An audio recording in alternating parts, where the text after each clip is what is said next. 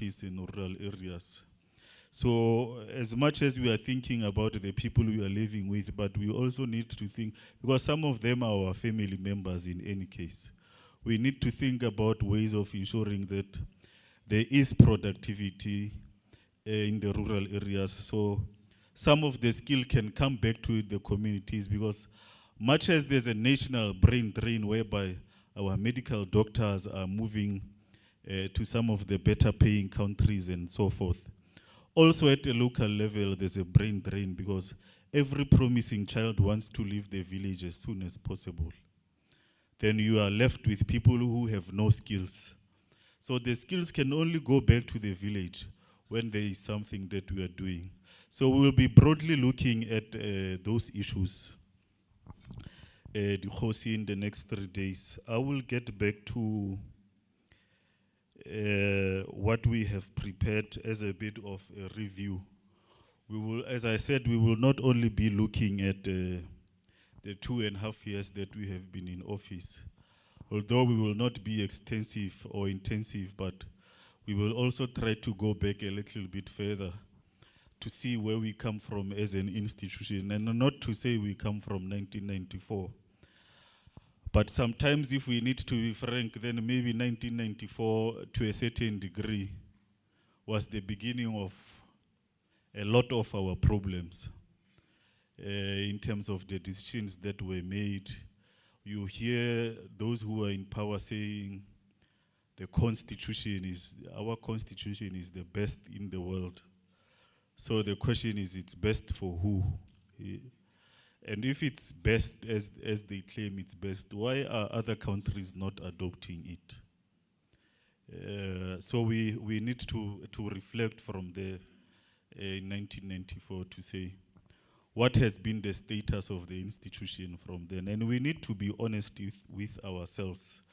And we also need to do a bit of reflection with ourselves as traditional leaders. So, Program Director, traditional leaders in the Republic of South Africa played a critical role in the struggle for liberation. They are the pioneers of the liberation struggle.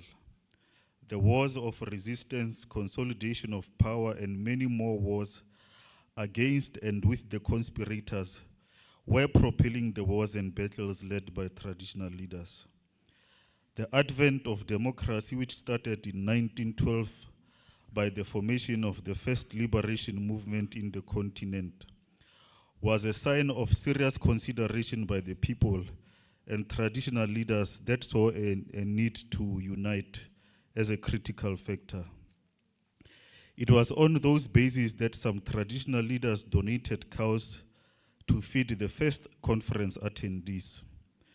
The institution of traditional leadership was instrumental and formed the basis for the struggle for the liberation.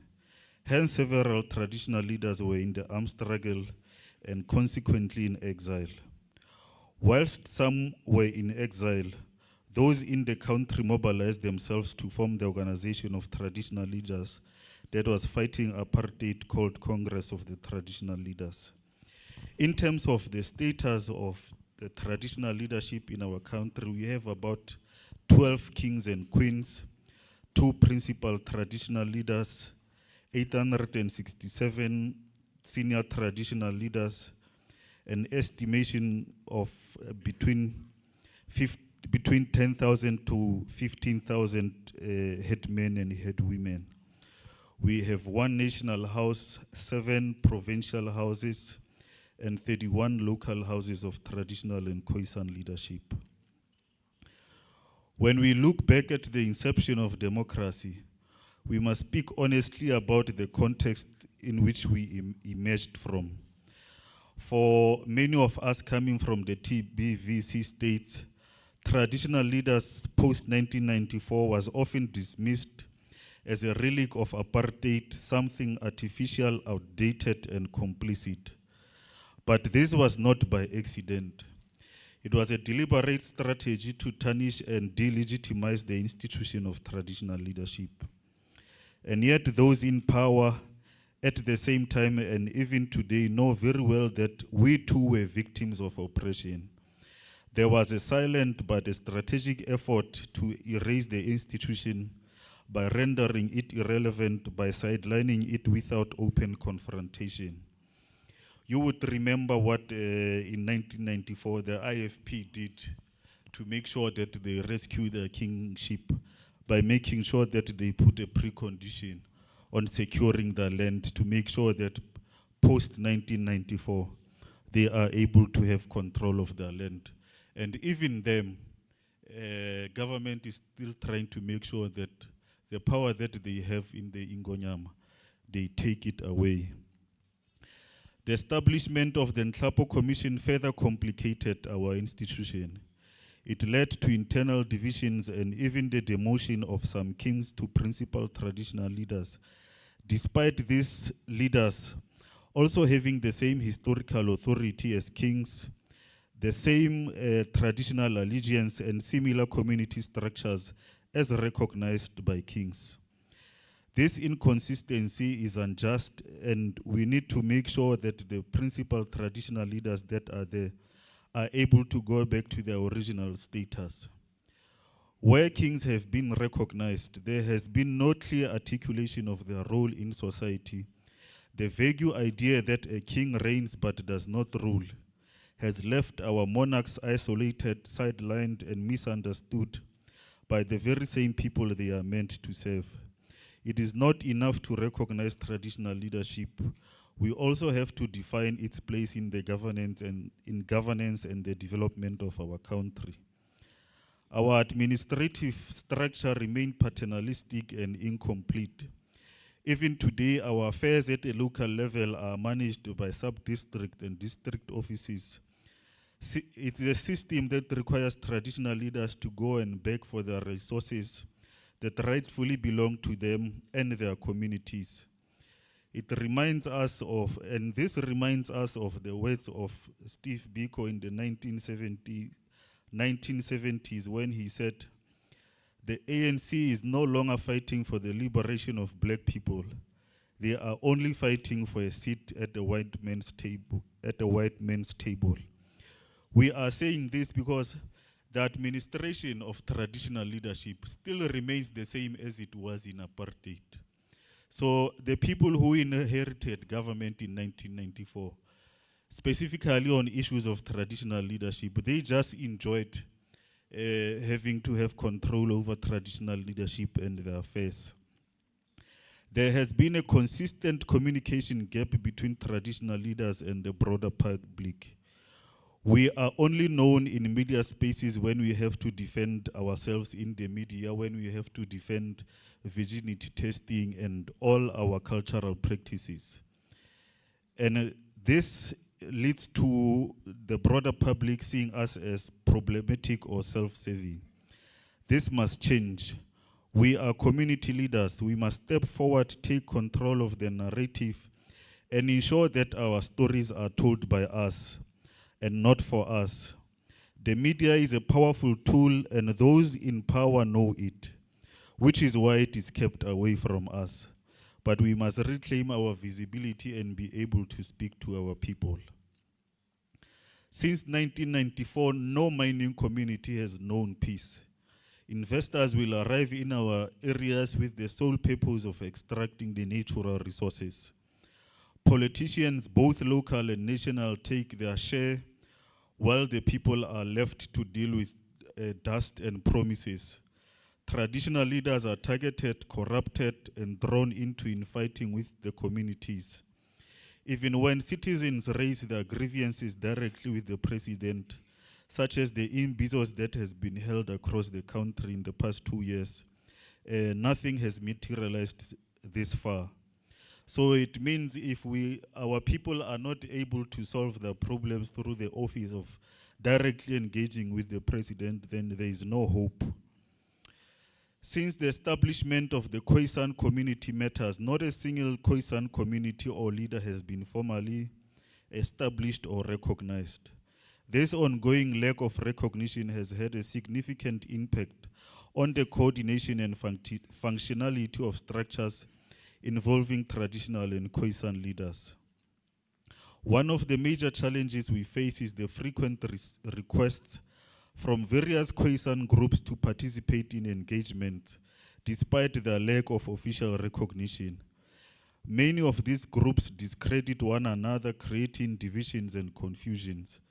As a result, we as the traditional and Khoisan leaders are left in a difficult position of having to make decisions on how to make sure that there is inclusivity and fairness in our engagement.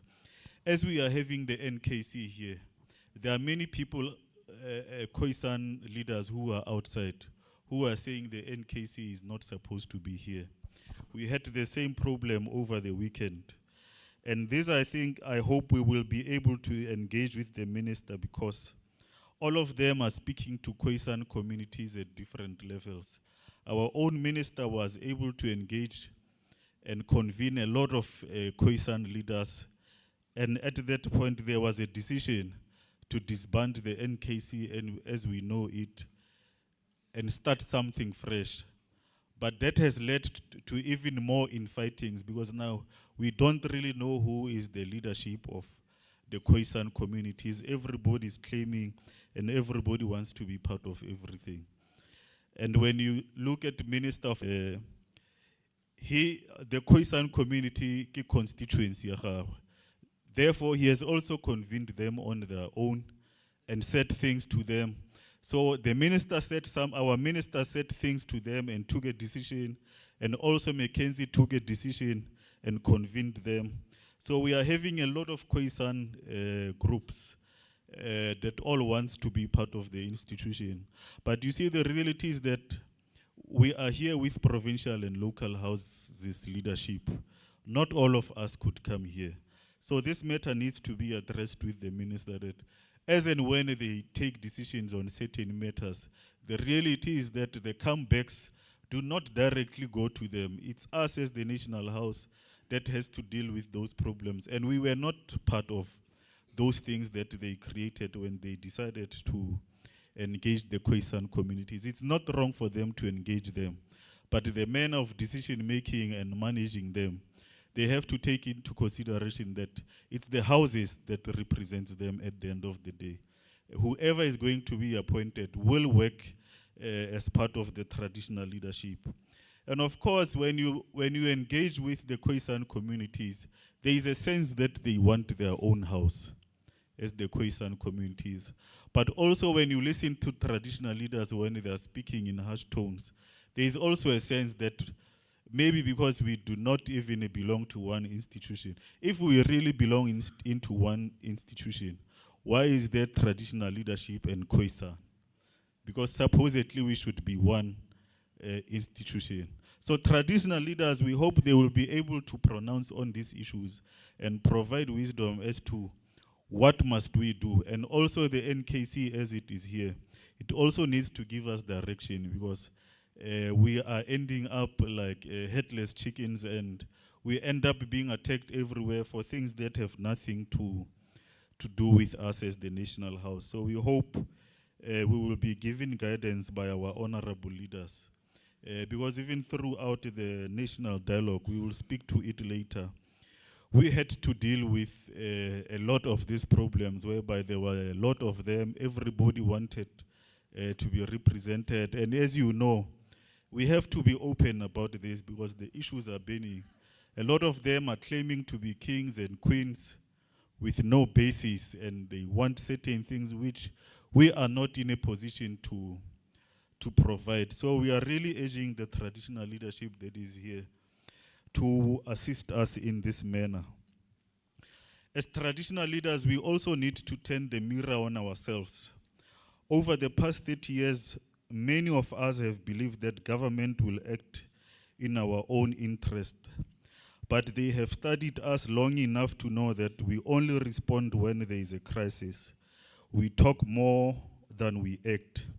Even when our culture is attacked, we run to government and we do not defend ourselves. We have not even litigated just once, and our culture is attacked on a daily basis. But we have not taken a decision to litigate and say, this is wrong, you cannot continue to speak about a traditional leader like this, or you cannot talk about our culture like this. whenever somebody is attacking, we always run back to the same government that has done very little over the past 31 years. And here is a case in point. It's a practical example. In the previous term, when the late chairperson was still here in Kgosi, I think we were in Shivicho in Mpumalanga. The Royal Bafokeng offered traditional leaders to settle about 65 to 70% of the bill in litigating against government. In all things we believe are not right that government is doing or that is due to us. And the traditional leaders in that conference, they took a decision starting with the leadership that each of them will contribute about 10,000. Those are the chairpersons and deputies of the national and provincial houses. And then the deputy chairperson would each fork out about 5,000. And members of the national house each would fork out about 1,000 rands. I'm not sure what was the amount for provincial and local leadership members to be exact. But it's only Royal Bafokeng that paid the amount. Starting with the chairperson, the deputy, and everybody who was there as part of the leadership. They never contributed to that fund. So if we cannot fund our own struggle, who do we expect that they must fund our issues? So traditional leaders have a long tendency of gathering and talking and complaining, but they are not willing to fight. Because everybody in this country is fighting for their own space. But we are only fighting in terms of talking. And as you would know, talk is cheap. Opinions, everybody has got an opinion. So it does not matter if you've got an opinion, but you are not able to back it up with anything. We are also too divided as an institution. We fight amongst ourselves over power and positions. And the last elections, starting with the local, provincial, and the national house, we just saw how fierce the contestation was. And the result of that is that we have houses that are very divided, from the local up to the national house.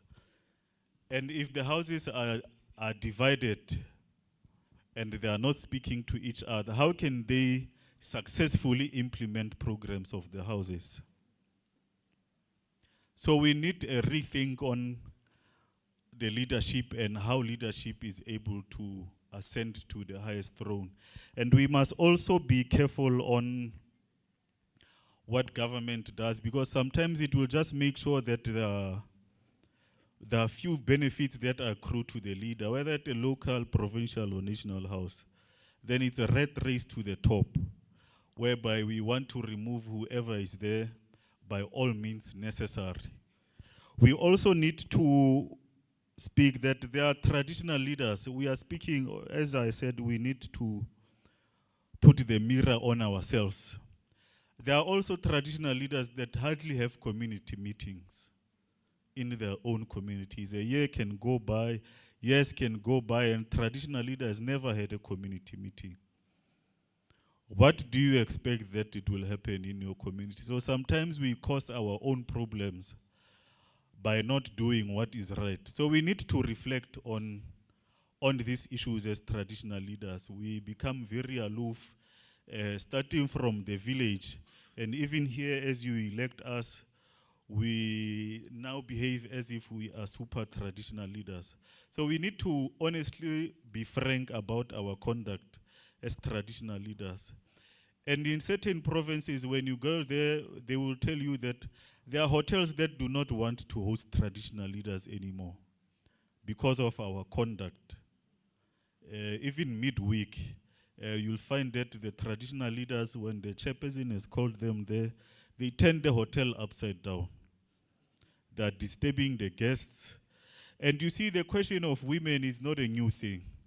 Traditional leaders have always brought women into hotels. or partners or whatever the case may be, because now there are many things. But they do it in a dignified manner. But the new cohort of traditional leaders, especially us young guys, the way we are doing things, we are just degrading the institution, because we will be called here and we will not come to the sessions. By the time we go for tea break, you will find traditional leaders busy having alcohol with ladies at the bar. So we can blame government all we want, but there are certain things that have to do with us, and we need to correct them as traditional leaders ourselves. So it's important that we are able to reflect on the division that is there. And also we need to talk about the relations between our organizations, at least that we know of, as Contralesa and Rolesa and NKC, and how they relate to the houses, not only the National House. Because sometimes Kgosi Mokoena and Kgosi Masibi, there seems to be a subtle contestation on the center of power between houses and our organizations. There is no clear strategic objective between the organizations and the houses. We seem to be competing for the same space, whereas we are serving the same constituency. And politicians are exploiting this space, because now they will be meeting this organization, and they will be meeting that one, and they will be meeting the house. Then even themselves, they end up being confused as to really where is the center. And there's nothing wrong with meeting them. Remember, there's freedom of association in this country. It's there in the Constitution. But there has to be coherence in what we do. Otherwise, we have long opened a gap for the politicians to exploit our differences. So we need to do better as organizations and houses in terms of what are we doing to make sure that there's a clear pathway in making sure that we liberate ourselves as we are engaging with different organizations.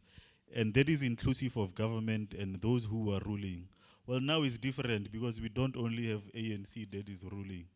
We've got a coalition under the guise of the GNU, is different political parties. Hence, we have seen the need as the National House to engage a lot of them. So we need to be frank about this, because it's not an attack on the house or the houses. It's not an attack on our organizations, because a lot of us belong to those organizations. Whether this one or that one, it does not matter. They are all presumably supposed to serve one agenda, but we are not sure if they are serving the same agenda. And also we need to look at our close proximity on an individual capacity to politicians. Because politicians are exploiting our close proximity to them. And again, there's nothing wrong with being close to politicians, whether at a local level, through the mayor or the MEC or the premier or the minister, or whatever the case may be. But traditional leaders, we should not do it at the expense of other traditional leaders. Because now you see other politicians bragging that they know everything about us because they've got a relationship with one or two, with some of the traditional leaders. And they will be going there to speak bad about us. So sometimes we question as to, as a traditional leader, who are you first? Is your loyalty, where does it lie? Does it lie with your ancestors? Does it lie with the institution? Does it lie with your personal benefit? Does it lie with the political space? So we need to be frank and honest about these things if we want to really change the face and the image of the institution. We cannot continue to speak about this just under carpet, because it's causing a lot of divisions. And also politicians who don't want to take responsibility, they rely on those small gaps or the big gaps that we are causing ourselves to make sure that they exploit us. And this is happening across the board, from the local up to the national level. You find a situation whereby the chairperson of the National House is speaking now on behalf of government all the time and is defending everything that has to do with government. The capture of traditional leaders, especially those who are in leadership positions, we are being easily captured, as I said, by politicians, but we are also being easily captured by the administration. That is there. Then you find that the houses are no longer functional. The leadership is now close friends with those who are leading the pairs and so forth. So there are those instances, Kgosi, whereby it's ourselves that are killing the institution.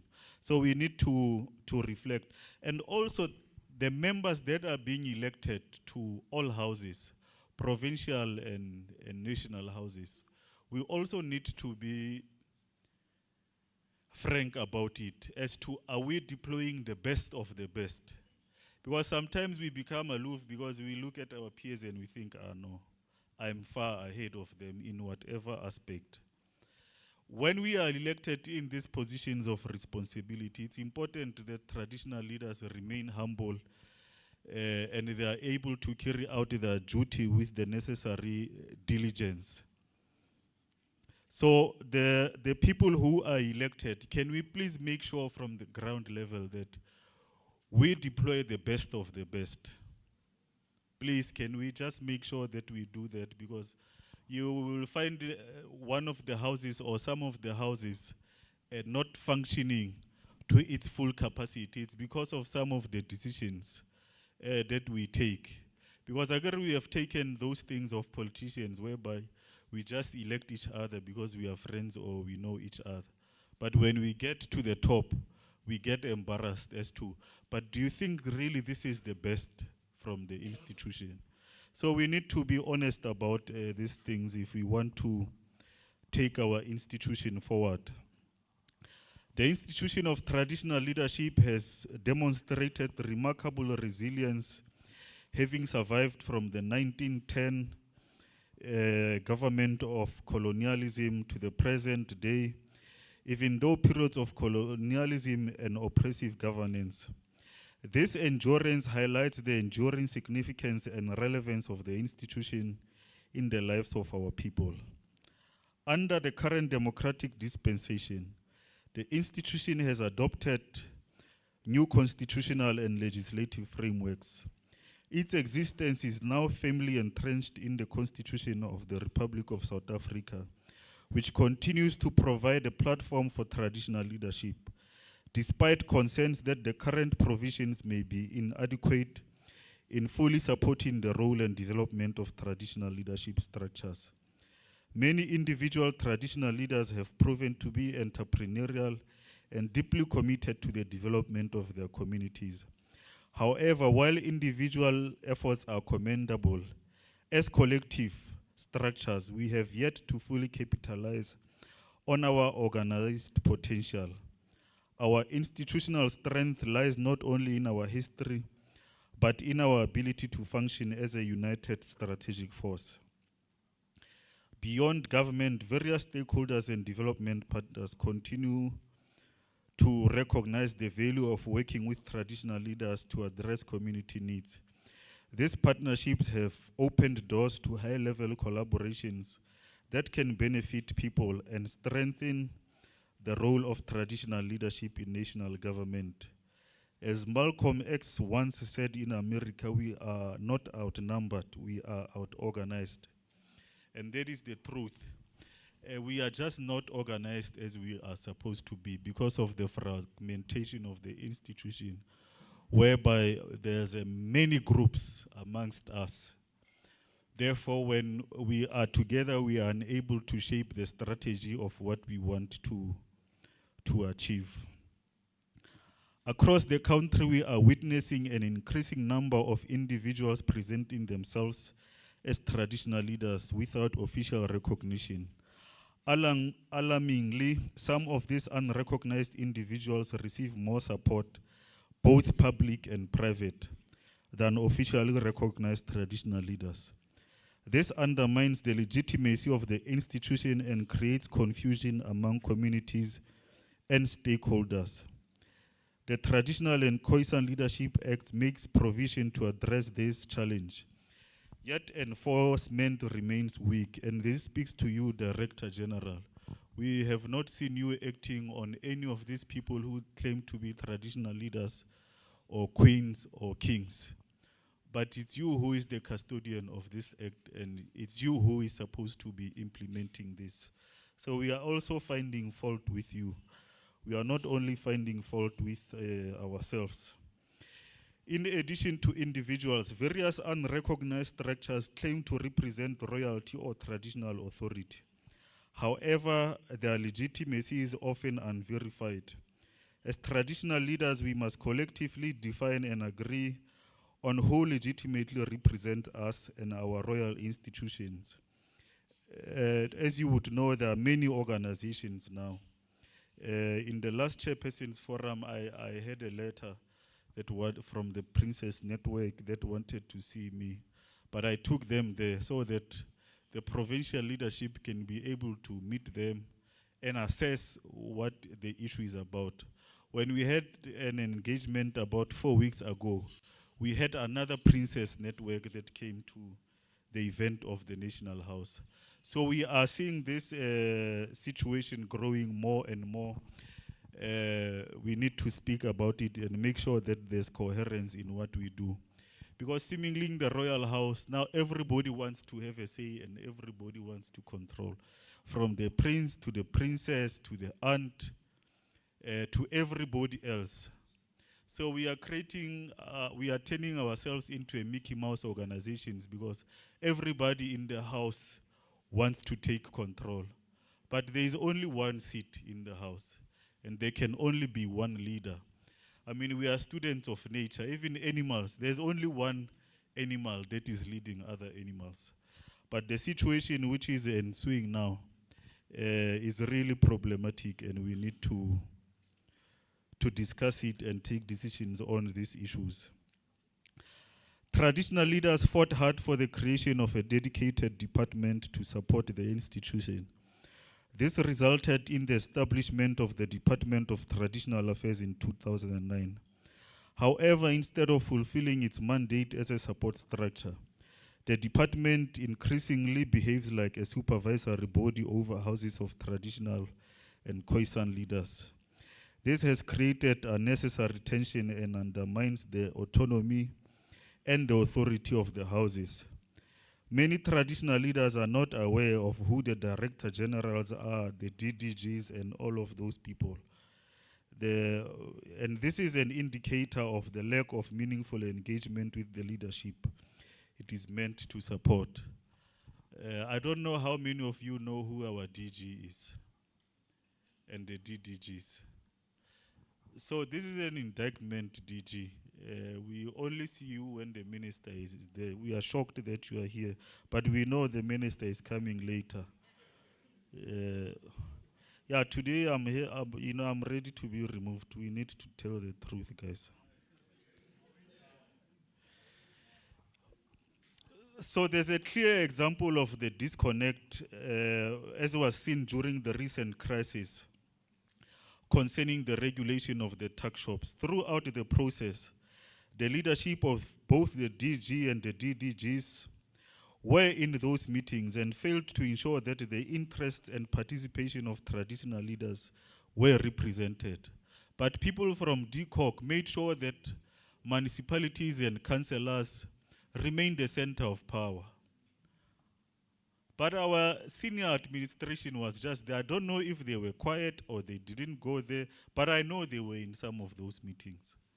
But we were not represented. So how are we supposed to have confidence in them when they are sitting in meetings and the outcomes of the meetings, they say nothing about traditional leaders? We cannot be administrators and be traditional leaders at the same time. Those who know, they know that when we are in platforms with our political leaders, we speak frankly and openly for the institution in the MINMEC. That is why the minister apologized when we opened the house during his speech. Because we were very firm on him that, but you are the minister you are our minister. How can you develop these regulations, but we are not there? And a lot of these tuck shops are in rural areas. So you say they must get permission from the municipality, but they must not get permission from the traditional leadership. For the institution to function effectively, there must be mutual respect and clear defined roles between the department and the houses.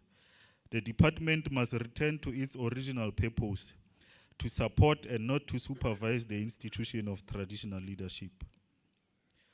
Too many traditional leaders are distant from their people. In some communities, I spoke to this earlier on, that in some communities, the traditional leaders just go on and they don't have community meetings.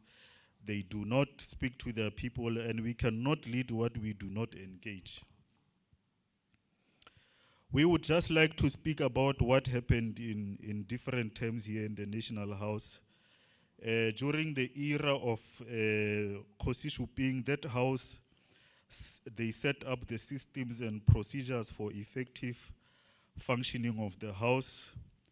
They led the negotiations of the improvement of conditions of living of traditional leaders, but I know Hosin Tanisi will speak much more to that. And during the era of Nkosi Mzimela, he led the participation of traditional leaders in the law-making processes through many inputs of the houses, though some were not taken by Parliament. For example, our contributions in the Children's Act at that point.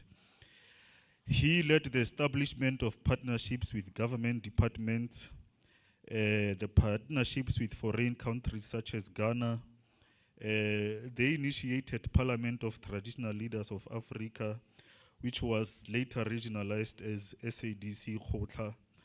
The participation of international conferences such as PANAFEST, the alignment of terms of offices between houses so that the constitution of the houses may be at the same year, hosting many conferences like the biannual conferences of the houses and the initiation conference. They participated in forums like the Aged Forum, which developed the Older Persons Act. They coordinated public hearings and participation on child abuse and customary marriages and many. They led the establishment and operation of the Coalition of Traditional Leaders, led the negotiation for the establishment of the municipalities, led the discussion on remuneration of traditional leaders and the full-time status of the chairperson and deputy chairpersons of houses. During the era under the leadership of Kgosi Kutama, they led the traditional leaders to meet with the then President Gaddafi, led the campaign on the participation of traditional leaders in municipalities, addressed the full cabinet of the Republic of South Africa on support to traditional leaders and their communities. They led the process of negotiations for the establishment of the Department of Traditional Affairs as we know it today. They established the websites for all provincial houses and national houses through the partnership with the Department of Communication.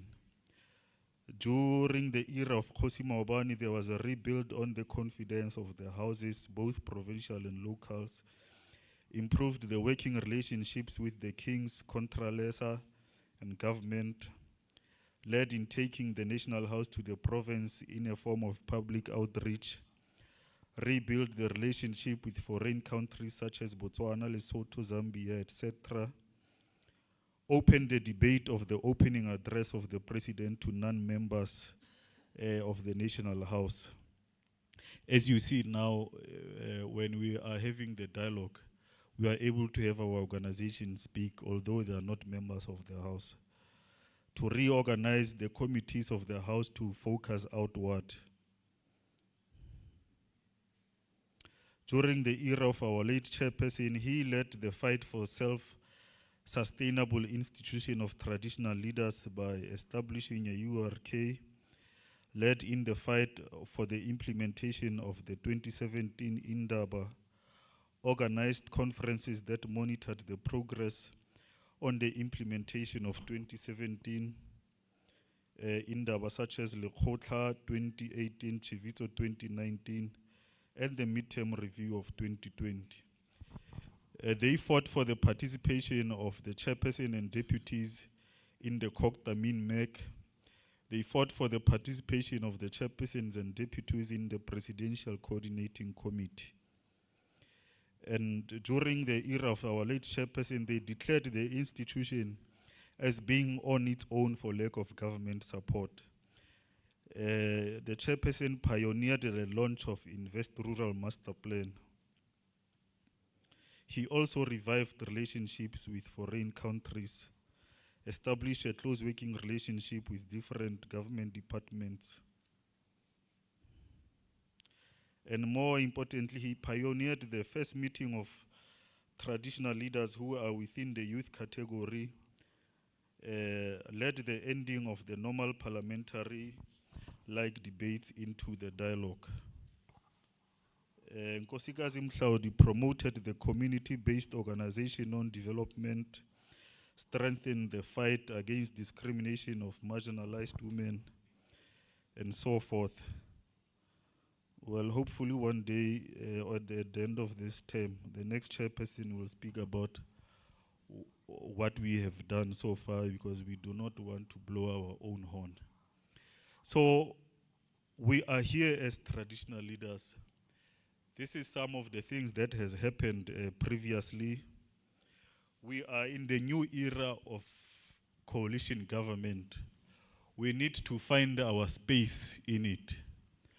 We need to decide as to whether we want to follow this politics. And something we didn't speak on earlier on is, we do not blame traditional leaders who have formed political parties or who have actively joined political parties because of the frustration that we are encountering. And in any case, like I said with Contralesa and Rolesa earlier on, the freedom of association is there. So we are here as traditional leaders, as our kings and queens. We need to decide what we want to do. We cannot keep doing the same thing over and over again. We need to engage thoroughly on where we want to take the institution and how we can reshape it, so that the next 31 years, we build a solid block for our children, our grandchildren, and our great-grandchildren. Thank you very much, Program Director.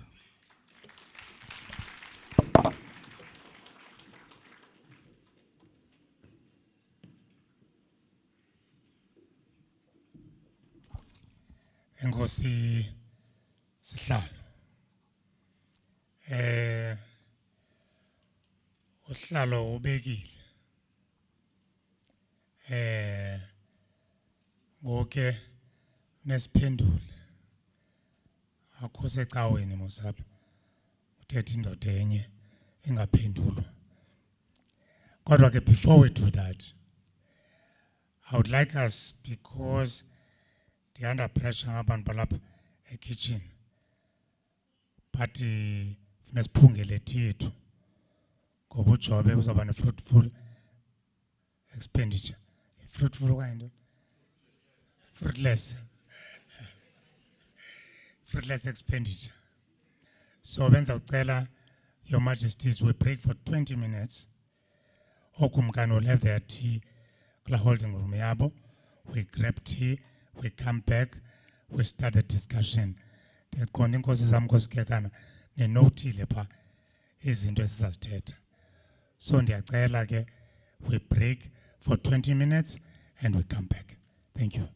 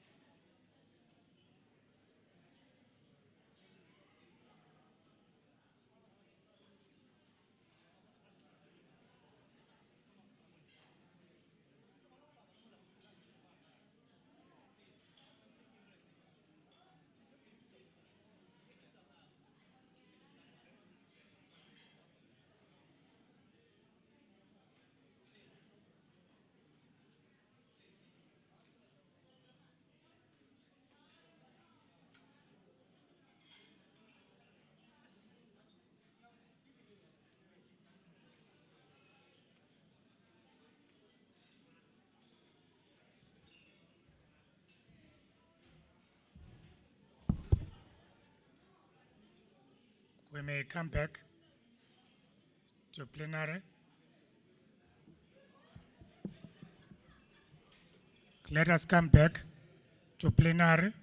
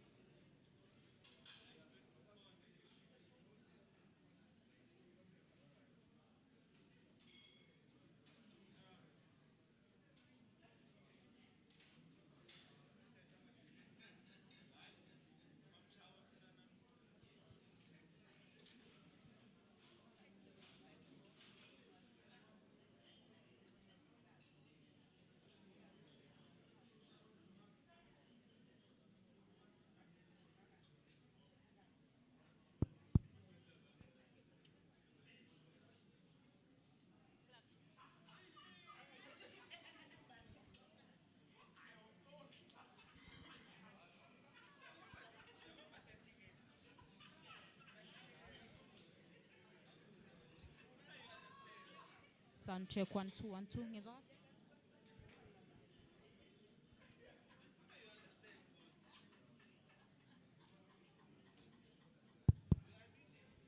Sound check 1 2 1 2. Yangi?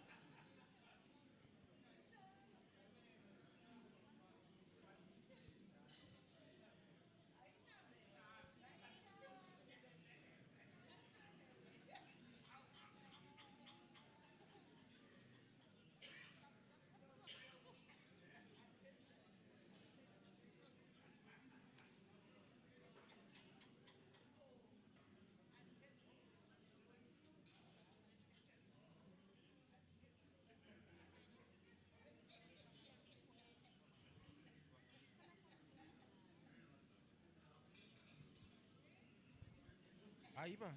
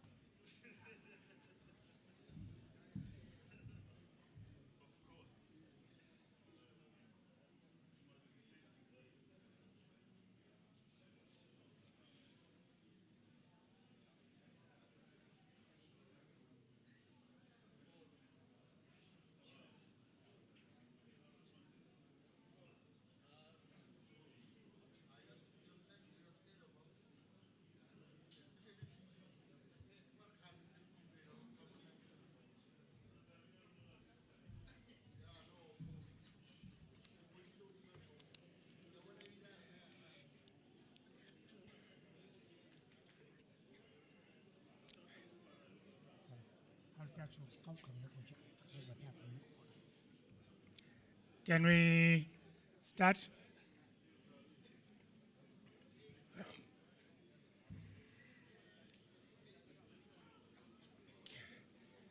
Jobe, can we close the meeting there? Can we start? Can we start?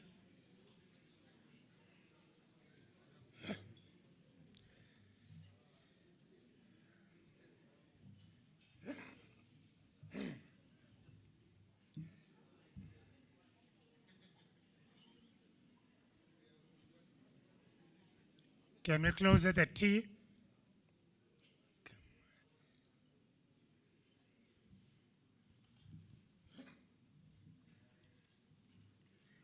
Bahlakazi bami, Chairperson has reflected on a number of issues.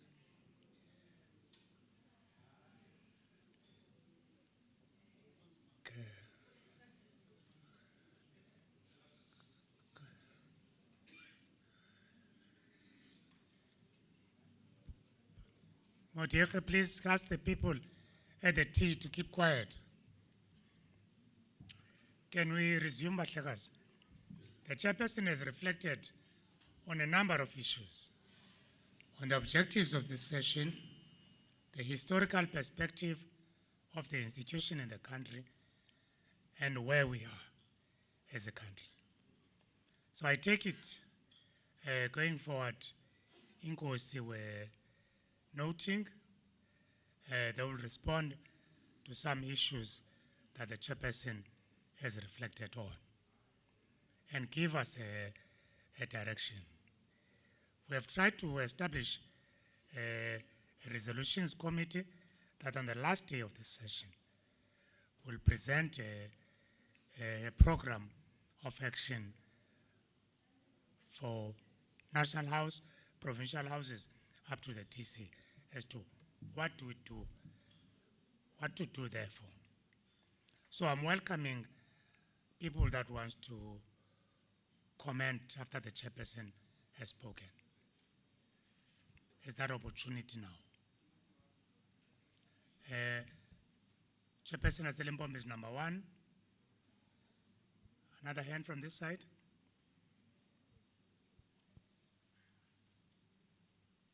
Kgosi Maila, Kgosi Khandiscawu, Kgosi, Kuyaphakamisa Ngosiphahla. In that order, Bahlakazi bami. Sawuspenda ngithathe ngehenqe after.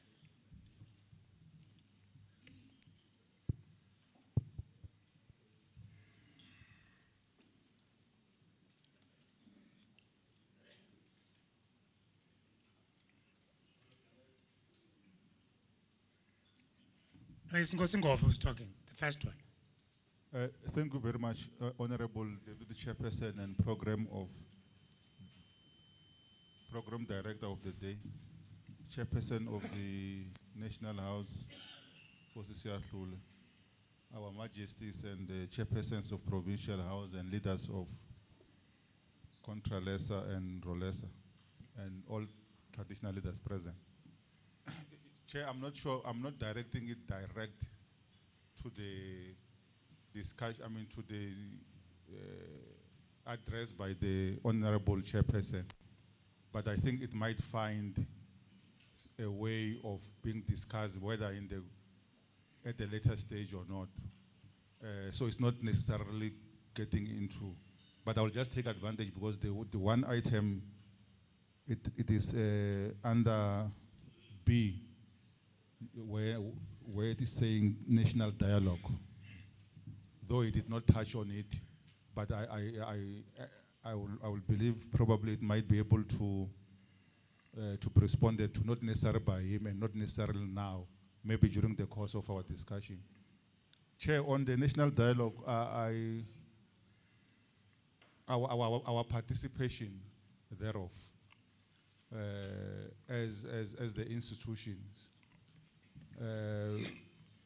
unless if maybe I have missed it in one of the meetings, but the way in which the national dialogue arrangement was done, I think it left us being sort of disorganized, and I'm not saying disorganized in a bad way, but not acting as a united front of the institution, because negotiations of participation or delegation were done at different levels by different people.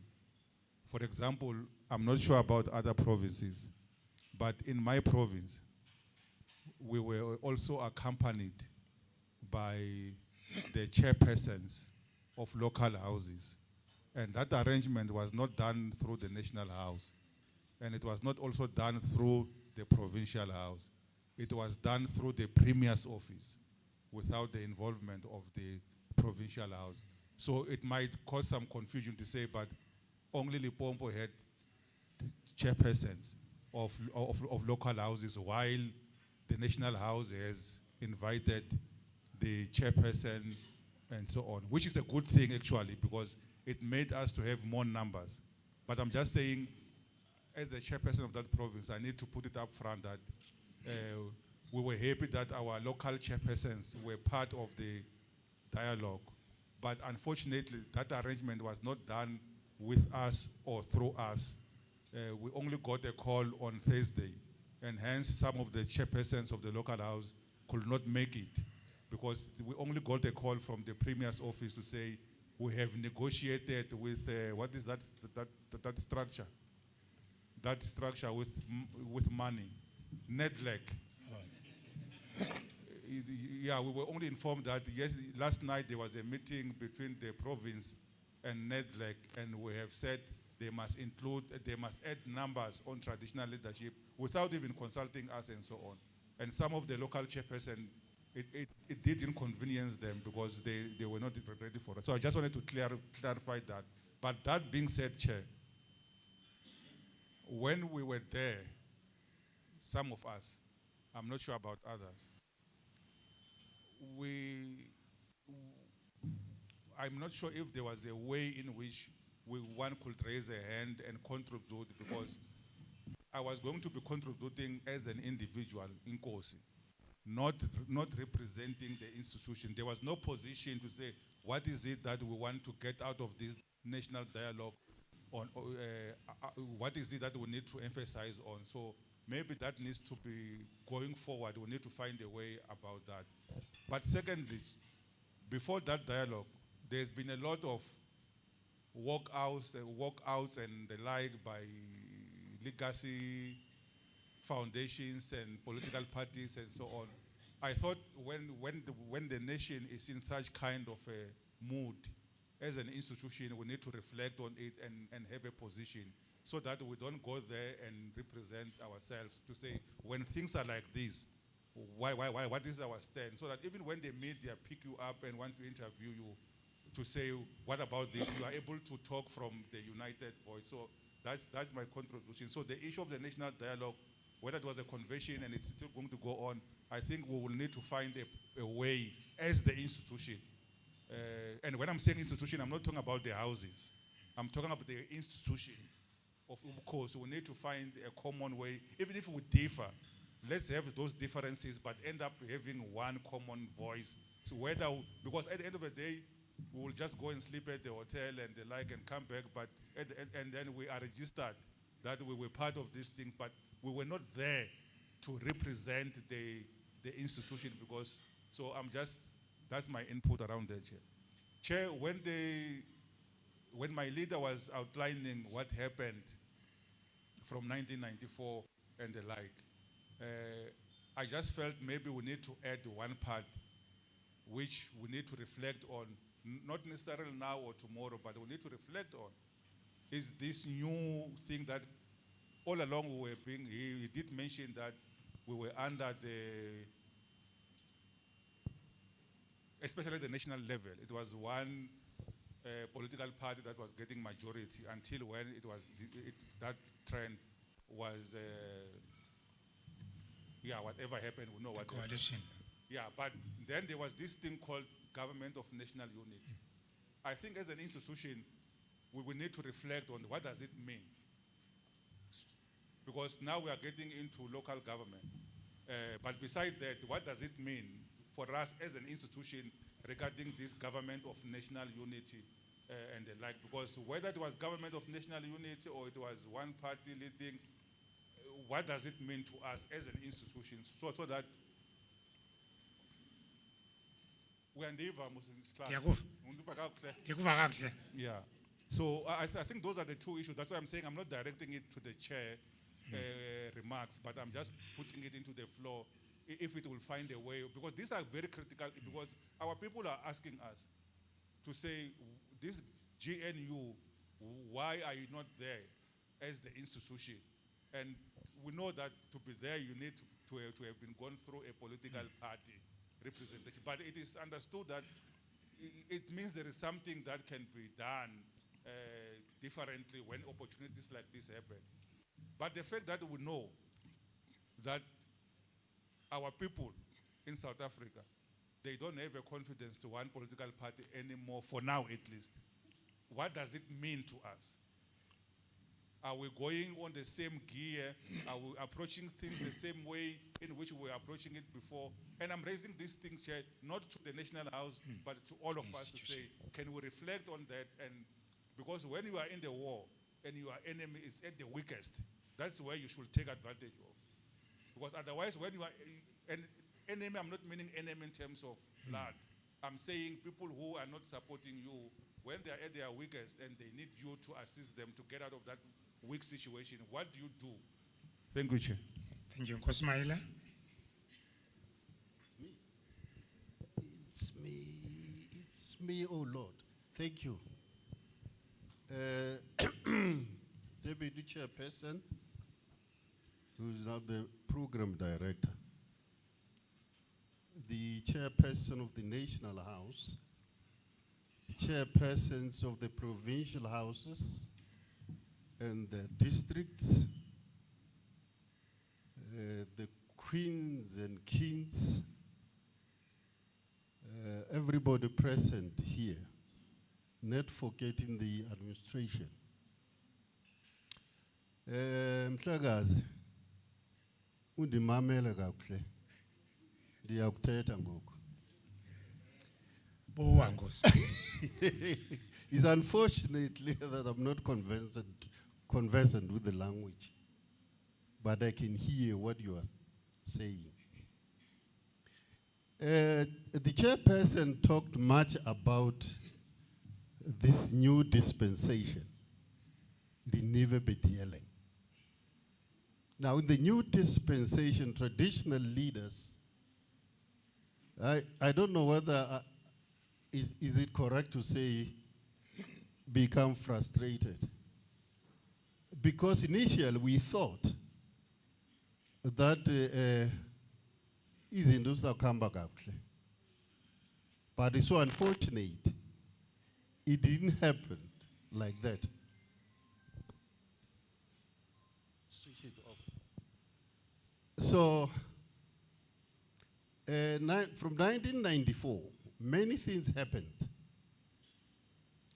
That's why I'm saying traditional leaders were over the moon. Ons was allemaal in die wolke.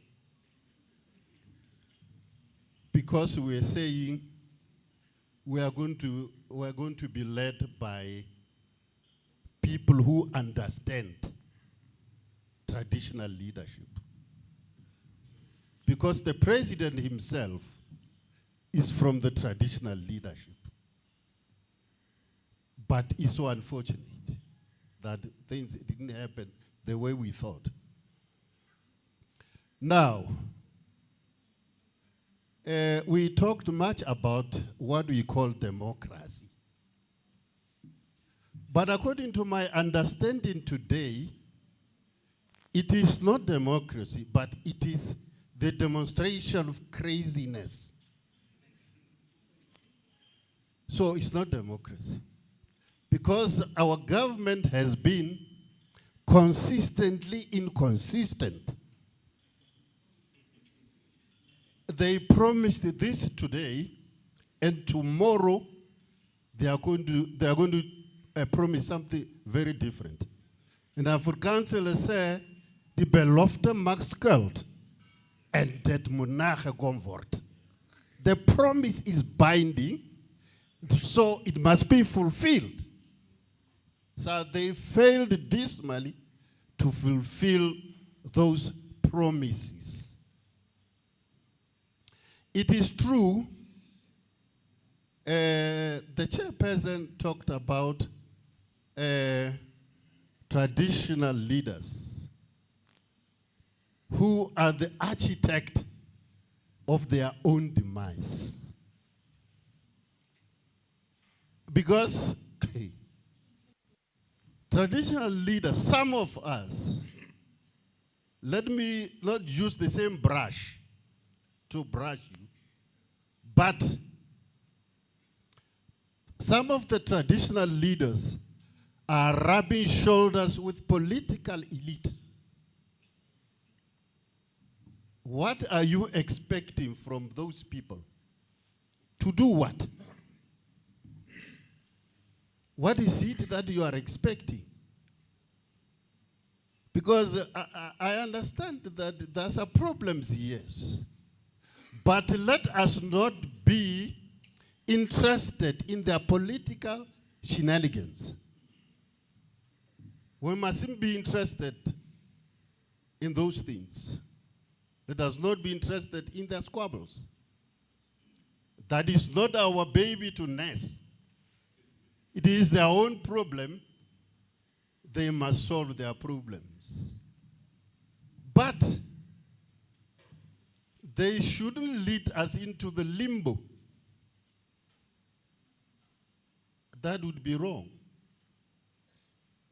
Because we thought our government was going to lead us to Canaan, the land of milk and honey. But unfortunately, this didn't help. Let me come to, I'm sorry to say it, but I'm going to say it. I'm sorry, but I don't apologize. Let's look at the remunerations. Look at the kings and queens and senior traditional leaders. Look at the difference. It's about 200%. But let's go to the president and the deputy president. What is the difference? It's not even 50%. Let's go to the ministers and deputy ministers. The difference there is not more than 50%.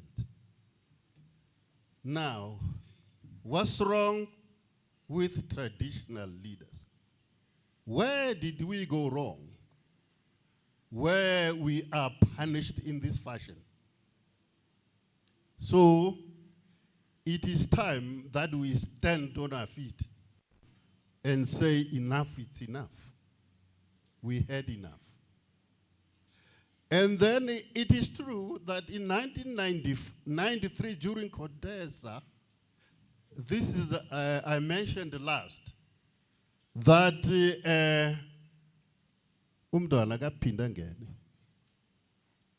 played a pivotal role, and I think it is known to everybody here, that he stood firm on his feet and saying, Kgosi away now. And it happened. Here we are today. It is incumbent upon us as traditional leaders not let it perish. It shouldn't be treated as a perishable good. As a banana, as a banana, let's fight. And I think at the end of the day, we're going to win the battle. Thank you. Kgosi.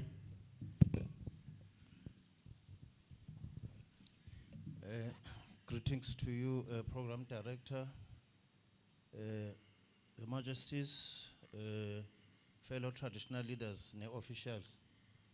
I am covered in Kgosi, but I just wanted to add by saying the picture that was drawn by Kgosi Seatlholo is what it is. It reminds me, at the time, there was an establishment of a National House of Traditional Leaders, where fellow traditional leaders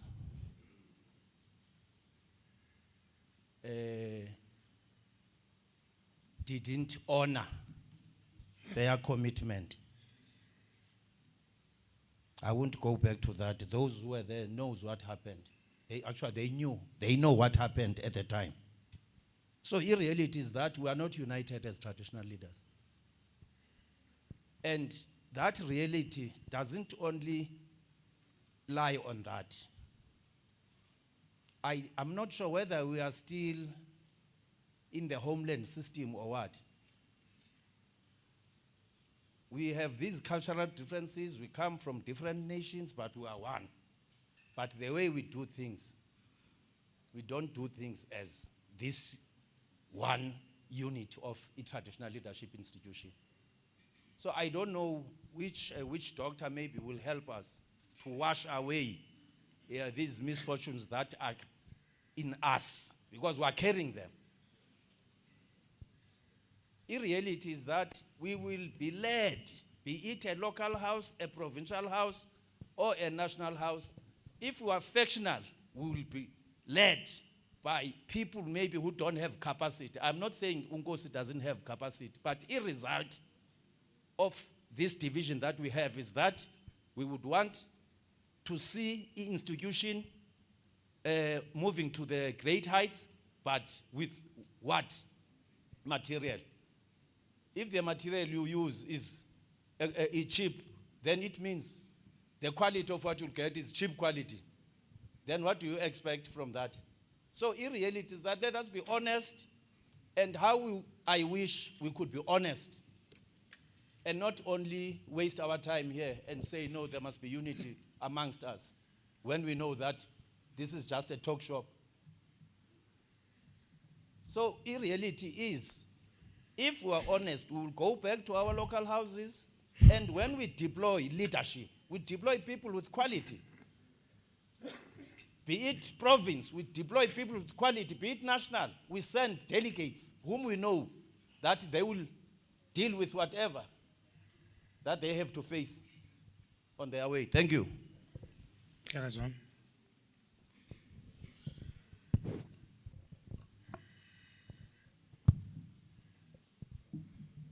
Ke leboge ke tšea sebaka ke le tamiše mosepediši ke tamiše kgošikgolo ya rena ba pedi e le go Her Majesty Queen le gana batho ba bobedi Thulare Majesty Queen Masalanabo King of Abatembu King Yabakwena Kgosi, the Chairperson ka moka tša di-province le bawe ka moka ba le go gona modulasetulo rena re no tla go lahlela hlware le go nyana re tla fa go lena re na le di-proposal tše pedi re kwa bose ge modulasetulo wa rena wa ntlo ya Kgosi ya national a rile ga bolela a thatša kudu le ka kudu ka kua gare ga taba tša di-policy tša rena tša Afrika Borwa tšeo di sepetšago tshepedišo tša bogoši le ditšhaba tša rena. Bjalo re tla fa pele ga lena re leka go no lemoša gore ge re lebeletše mathata a rena go lona bjale ka Kgosi ka Afrika Borwa ga se mathata awe a hlolwago go ba hlotše go lehono ke mathata awe o ka re go ge wa lebelela gore a tšwelela morago kua go 1991 ge be re na le monyetla wa go tšea karolo ka gare ga go negotiata dinyakwa tša rena ka gare ga constitution ya rena ya final ka ge be re sa le ka gare ga interim constitution ya Afrika Borwa. Now ka o e lebeletše taba gona e fela e go lemoša gore be re na le maatla a mannyane jwale ka Kgosi ka gare ga the interim constitution into the final constitution ba re ba godišitše maatla a rena ge ba re hlalosetša re bala dipuku mara e fela o ka nyaka go lebelela o tla kwešiša gore polelo e ba e šomišitšego ba e fapantše because ka gare ga interim constitution ya rena Afrika Borwa magoši be ba na le maatla the house provincial le national be di na le maatla so ka gare ga final constitution ya rena Afrika Borwa ba re kgaotše maatla be ke duma go no tlalletša seo chairman ba se bolelago le go laetša gape gore re te trepile ka gare ga di goba ba re trepile ba mmušo ka gare ga di policy tšeo ba di developa go ntle le rena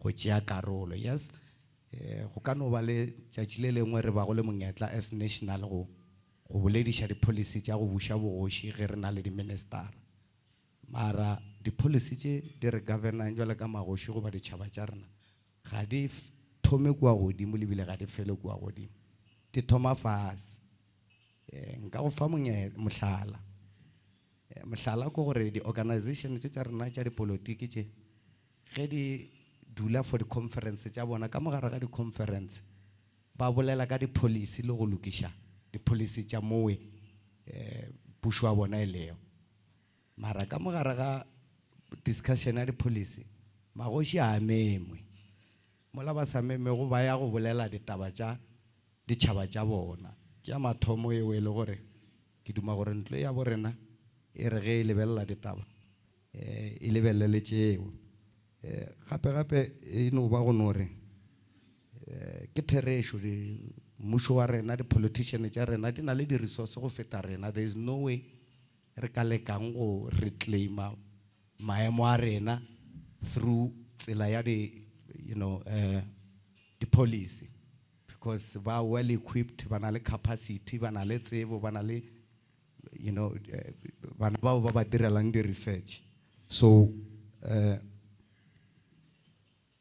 gape ka gare sa bontšha fa go no re ka no ba re go metse tabela re go re phinyogile ka 1991 ge be re iša tletlebo tša rena le ditemante tša rena seo se ka no go ba se re šitišitše ge re lebeletše ditaba tše e ka no ba gore be re sena maemo at that time jwale ka magoši ke ka baka leo go itlile go image bo inkata Freedom Party go tlileng go image bo ANC di organization tše dingwe tša go emelela le magoši se re le kang go no tliša fa pele ga ntlo e hlomphegilego eno ba go no re fe maele go ntlo ye gore batswadi ba rena ka gare ba le gona ka mo ntlong re aware gore dikopano tša mohuta o ba di swara ngwaga ka ngwaga for the past 30 years e fela re bona go sena le phetogo goba go sena le seo ka rego re atlega ka mogare ga tsona however mono we re dumago goba ke dumang go tliša fa pele ga lena go no re approache selo se re tlo go se bitša constitutional review jwale ka magoši because re ka shy away from yona for as long as re se ka gare goba maemo a rena a sa beiwa gabotse ka gare ga constitution a gona ka mokgwa re ka tla go ra phumelela and modulasetulo wa rena wa house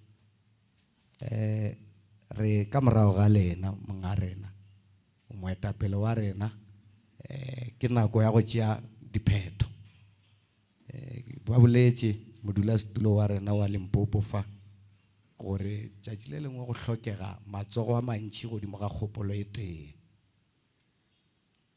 re tšeatše ka moka ra tšo re di rebegile ra lebelela gore re ka gare ga kotsi ewe e nago le kgonagalo ye ntši ya go fetša bogoši jwa rena and re duma go no re a re thomeng jene it is unfortunate ka gare ga dialogue ya rena ka ge ba boletše ditshepedišo tša gona di a sepela gabotse but re na le kgopelo yeo e le gore re kgopela review ya constitution gore magoši a kgone ho ba le maemo ao a ba swanetšego ka gare ga yona ya mafelelo modulasetulo o tla ntshwarela go tšea nako a lena e ntši ya mafelelo ke go no bontšha gore hlenke taba tša fase le ka moka di no fiwa šedi mara taba tša mogolo wa magoši a di fiwe šedi di-salary tša magoši tše chairman re no bonang ke mahlapa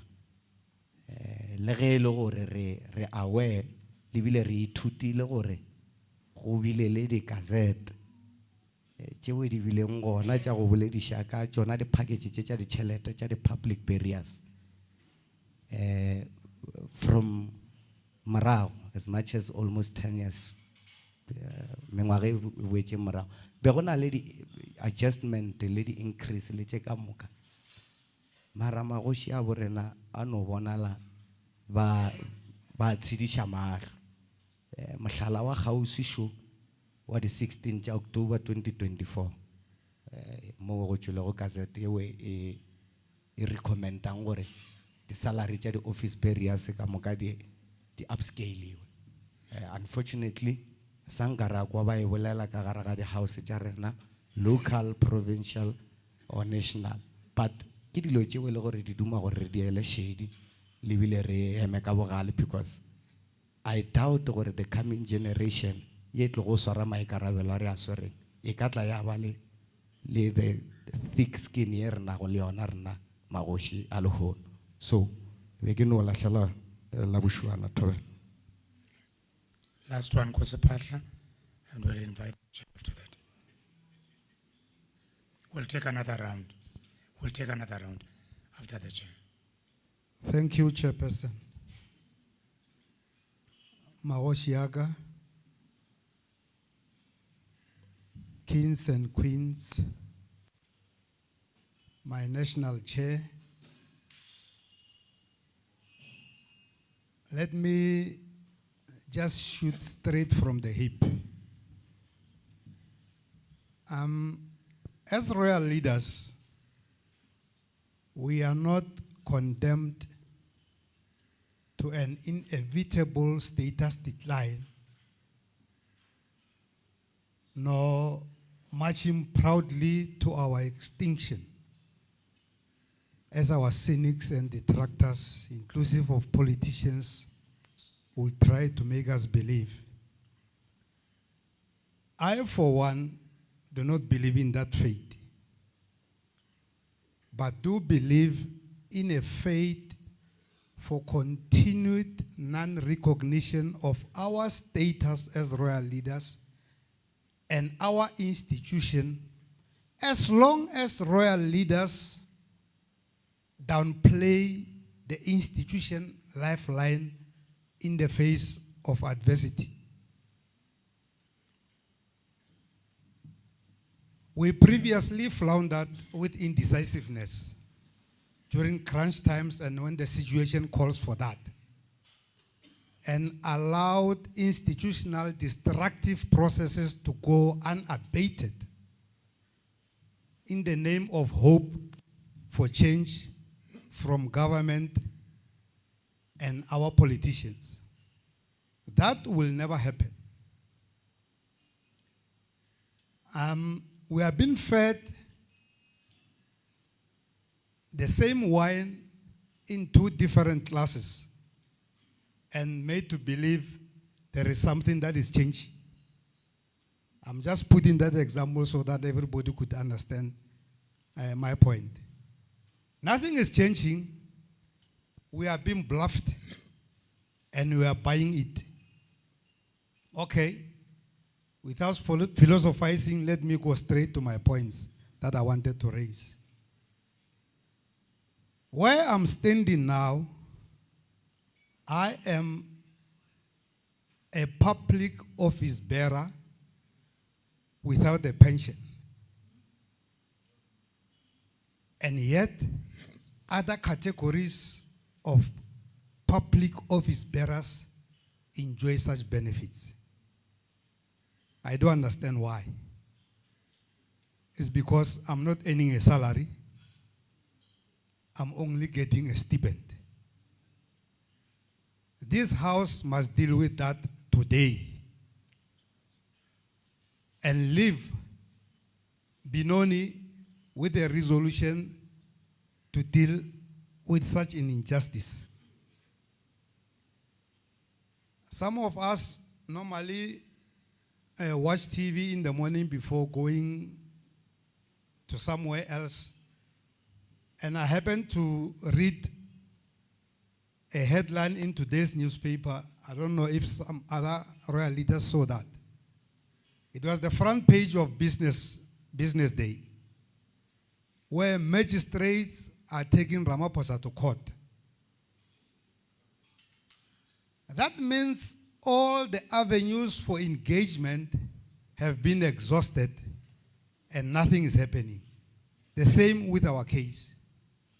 And I mentioned this in 2017, Kgosi, when I said, we have been talking and talking and talking. Now is the time to act. Because if we do not stand up and act against these tribulations, we will accept anything, including petty issues, because we are living in a country that doesn't recognize royal leadership. That is a fact. We are living in a false country that doesn't take any cognizance of the institution. Okay. Here is something. I hear my national leader, Rolesa, saying there is a government gazette that was issued somewhere last year in October. That will never be implemented as proposed. Because if you look into that gazette year 2016 in November, it said, why should we review salary packages for royal leaders? Because we do not know what these people are doing.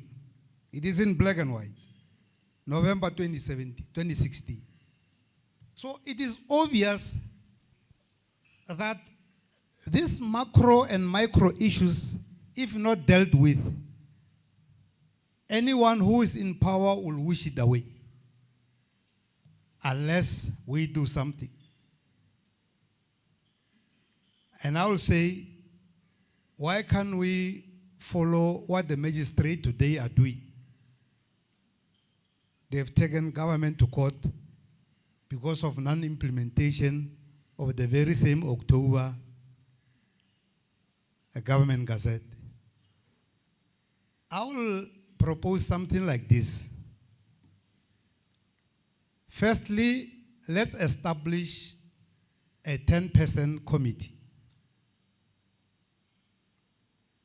2 from the kings and queens, 2 from Contralesa, 2 from Rolesa, 2 from the house, and 2 from the Khoi-Sans. That will take this process forward, because if we leave this venue without resolving on these key issues, please don't call us again. I will not come. Because I was here in the very same hall in 2017, talking about these whole things, and nothing happened. Not even scratching the surface. And yet we moved from this hall with high hopes, which then tells me that is either robala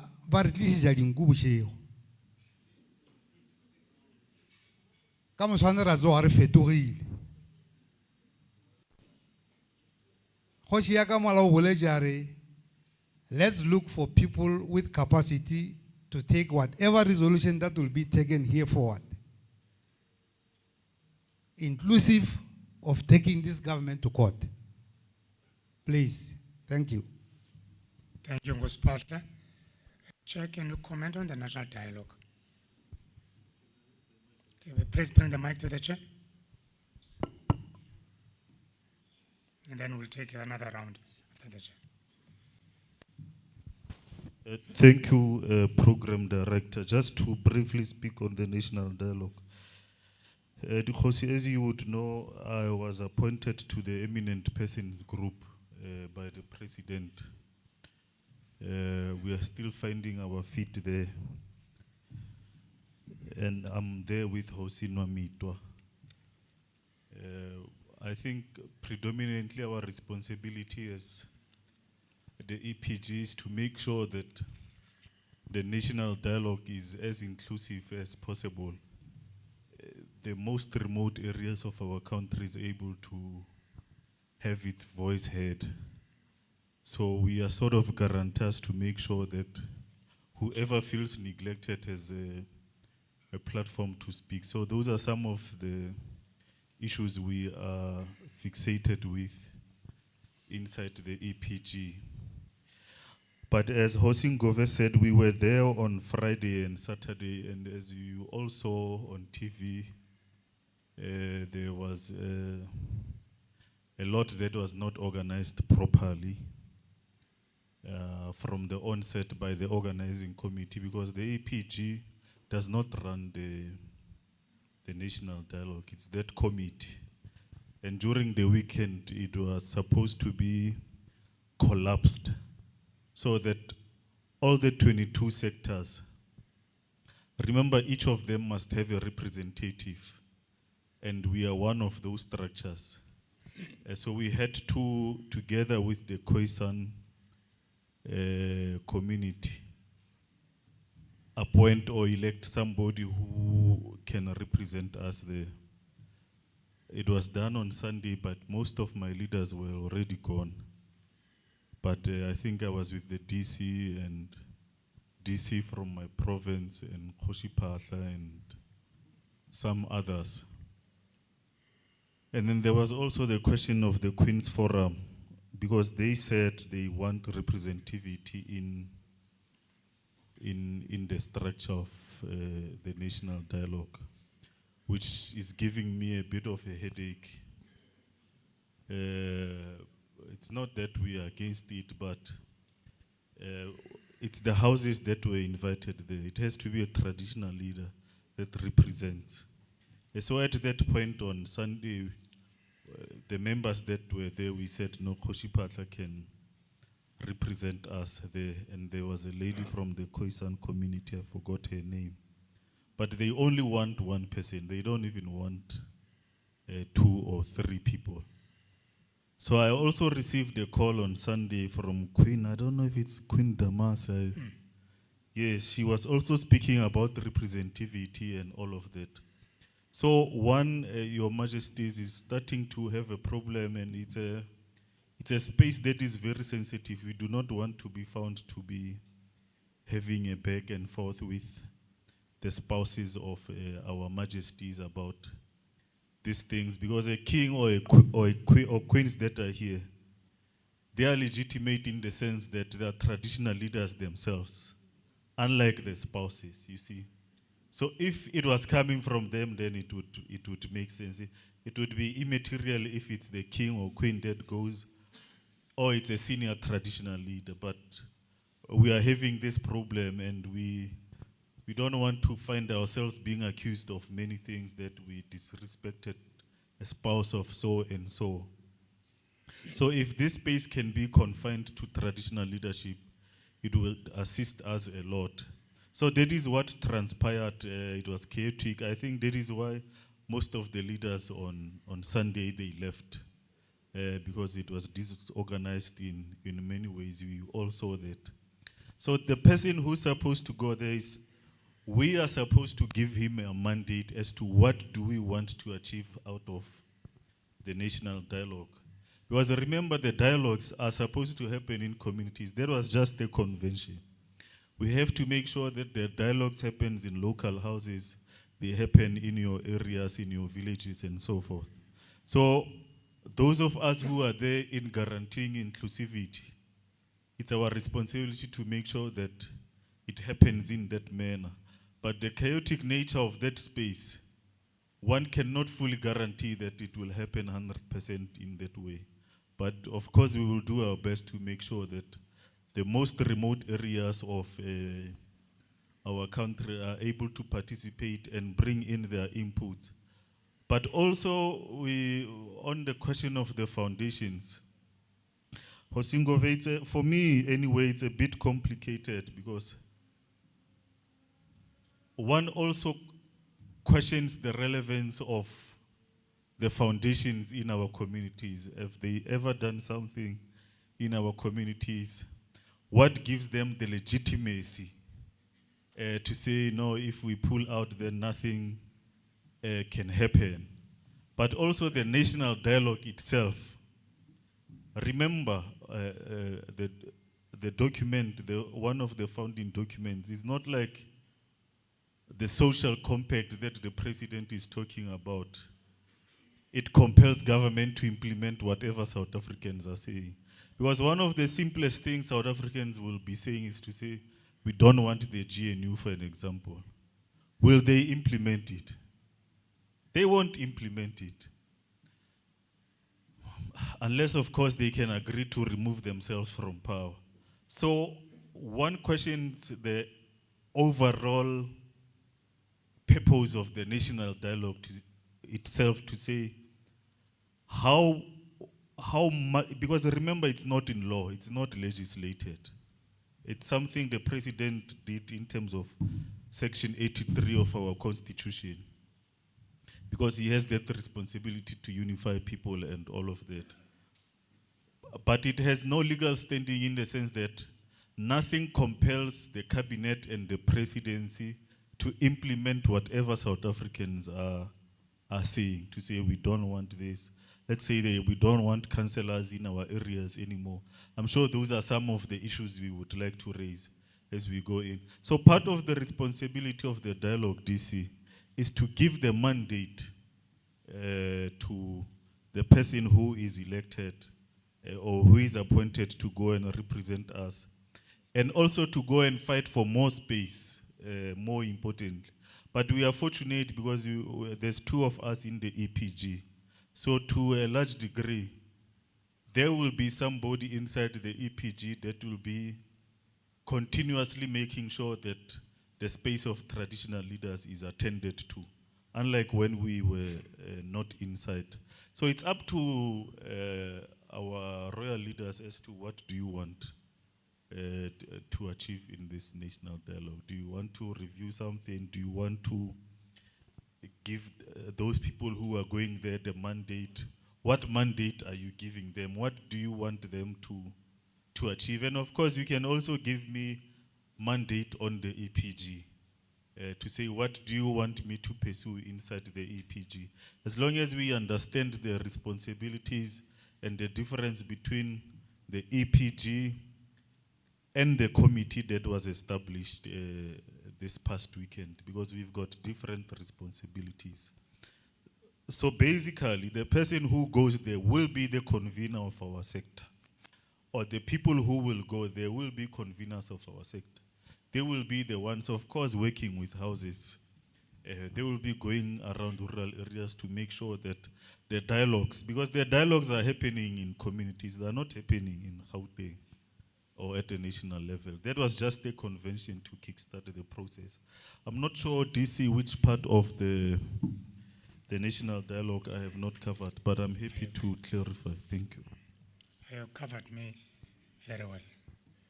I think during these 3 days, we need to still, even if it's an hour, on and issues of the GNU, so that we discuss, we give the chairperson and the person to sit in the steering committee the mandate for the institution. So I think now, I don't know whether there's a follow-on or anything, so that I take about 2 hands and then I go to presentations to be done by NKC, before we break for lunch. Kgosi Ngove, Kgosi Kwatiso, Kgosi Sithole, Kgosi Pilani. Yeah. In that order, bahlekazi. Kgosi Ngove, ndicela sithi ram ne? Yeah, not no speech.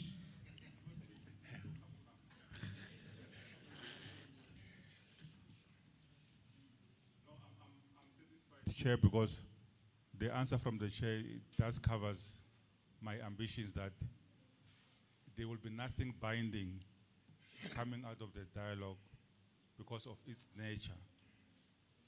So it's just another, and then also just to, I'm relieved now because the chair has clarified that the issue of the representation, we have seen representations in the past, so we don't have to put pressure on the two that are in the EGC and the steering committee member, any pressure, because we have seen traditional leaders purported to be represented in parliament from 1994. Even currently in cabinet, we are hearing that people are of a royal blood, but that does not bring anything home anyway. Thank you.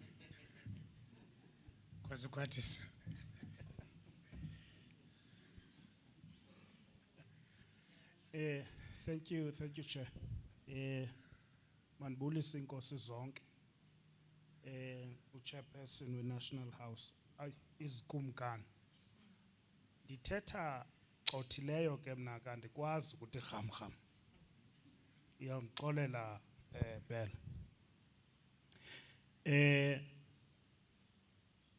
I must take this opportunity and thank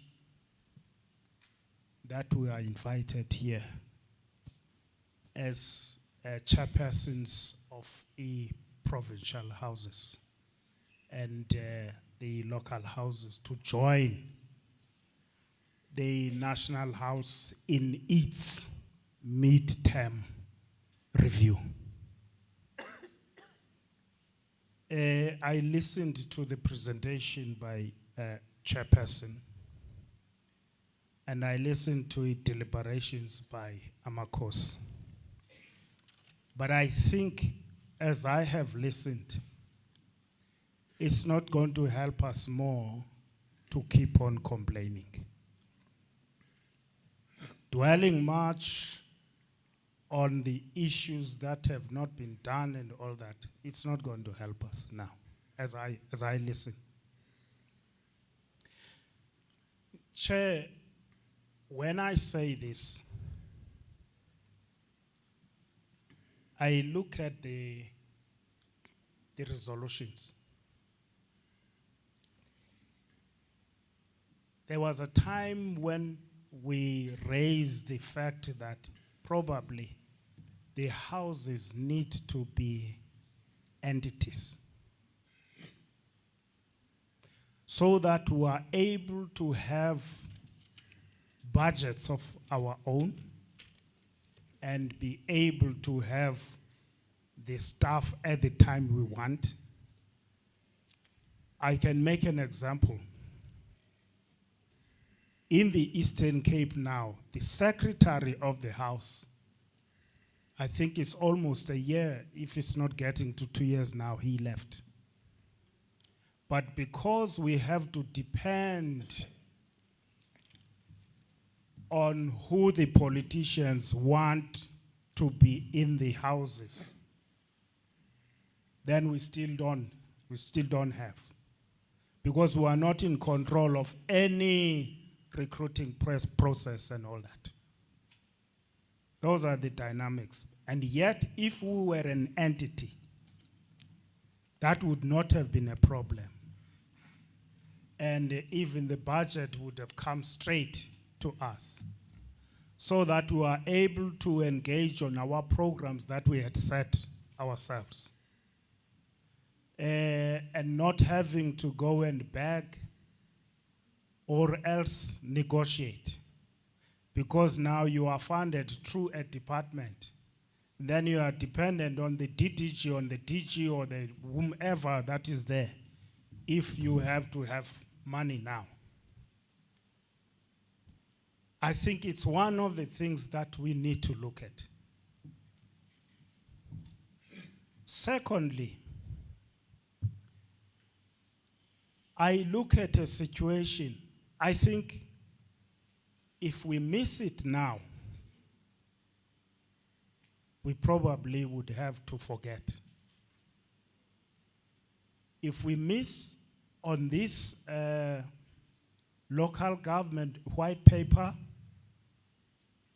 and we are not able to articulate the way it should be and be able to lobby the political parties and whomever, then I think we must just kiss and say goodbye. Thirdly, thank you, Chair, for outlining the question of the convention. When this thing of the national dialogue was mooted by former President Thabo, for me, I saw that this is an opportunity for us as traditional leaders also to take a review of the 30 years,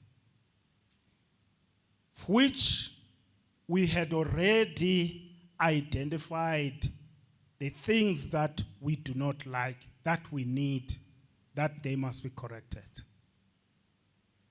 I saw this as an opportunity that we'll be able to be part of it. And then, now I took an initiative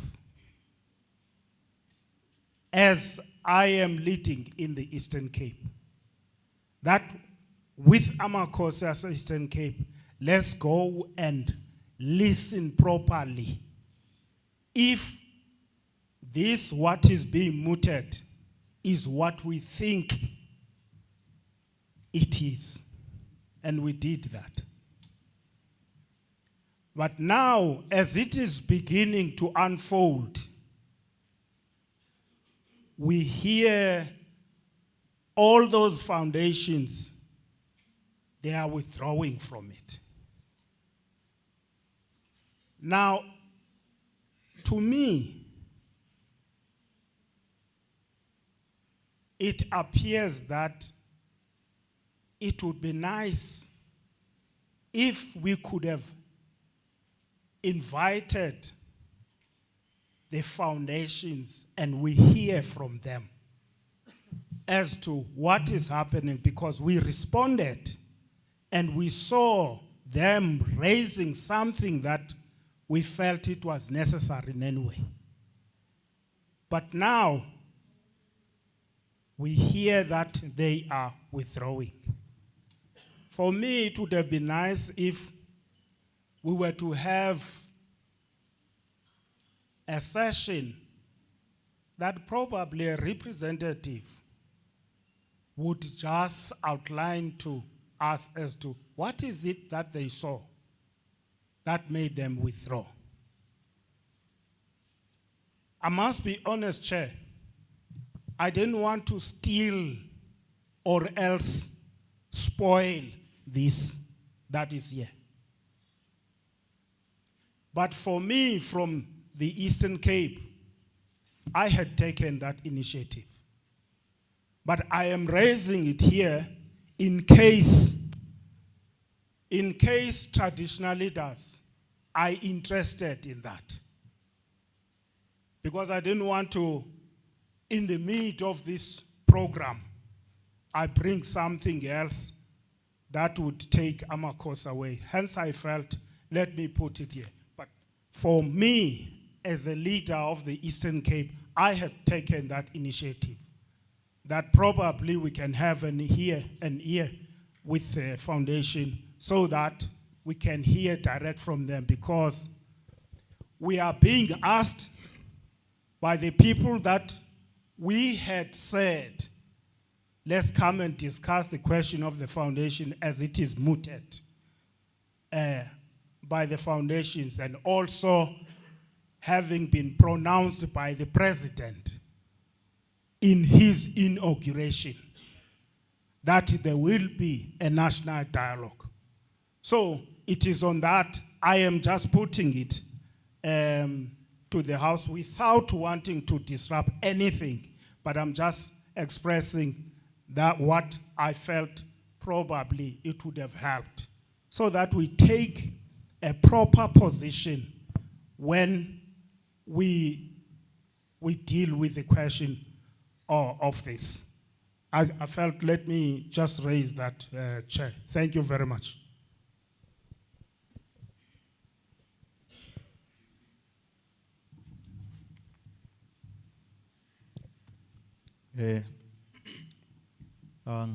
Bonge ithuba sekela sihlalo wethu umphathi wohlelo. Ngikhuleke kakhulu izingonyama ezikhona phakathi kwethu namhlanje. Usihlalo wethu waka National House inkosi Seatlholo, kanjalo nephini lakhe inkosi esiphathele uhlelo. Amakhosi ahloniphekileyo asihlalela isigungweni esiphezulu endlini kaZwelonke, osihlalo bonke abavela kuma provinces ngokuhlukana kwabo namaphini abo, amakhosi onke avela kuzo zonke izifunda kuma province esinawo. Siyafisa hlonipha amakhosi onke akhona phakathi kwethu namhlanje. Sihloniphe ama officials zonke akhona phakathi kwethu, DDG, uCEO na wonke ama officials nazo zonke abahlonipheka abakhona. Phathi wohlelo ngicela ukusebenzisa lolu lwakithi ulimi engizokwazi ukuthi ngikhulume kahle ngalo. Ngisho lokho engifisa ukukusho. Ngiyaxolisa kakhulu. Ngifisa ukuthatha leli thuba ngibonge kakhulu sihlalo nendlu yonke kaZwelonke ukuba sikhandeleke leli thuba elifana naleli ukuthi sizobonisana sikhulume. Sibonge kakhulu amazwi kaSihlalo wethu asinikeze wona. Asivuselele kakhulu kumina ngaphakathi enhlizweni. Ngabona ukuthi konakele ngempela la endlini yobuholi bomdabu. Kodwa kuumsebenzi wethu ukuthi sibone ukuthi senza kanjani ukuyiqoqa ibuyele kulayini. Ngilake mphathi wohlelo ukuthi zimbili izinto engifisa ukuyithinta. Number 1, amakhosi ayabeka ukuthi sesikhulume kakhulu, nami ngisho njalo. Manje sekuyisikhathi sokuthi sithi action. Sesisithi isikhathi sikhuluma futhi mangabe siyokhuluma kuze kushona ilanga. Nesifiso sokuthi kuke kwathi emhlanganweni odlule besinawo kwabakhona okukhulumile wakhuluma ngokuthi sithini ngokubuyekezwa kweconstitution. Ngicabanga ukuthi sihlalo uma singake siphume nalelo gama kulomhlangano esikuwo ukuthi iyipi indlela esizoyithatha ukuthi sibuke ukuthi silungisa kanjani ukuamenda uchapter 12 weconstitution. Ikhona inkosi ekhulumile yakhuluma yenza isiphakamiso sokuthi uma bekungenzeka ukhandwe itask team ezokubukela eduzane lokhu ukuthi sifinyelela kanjani.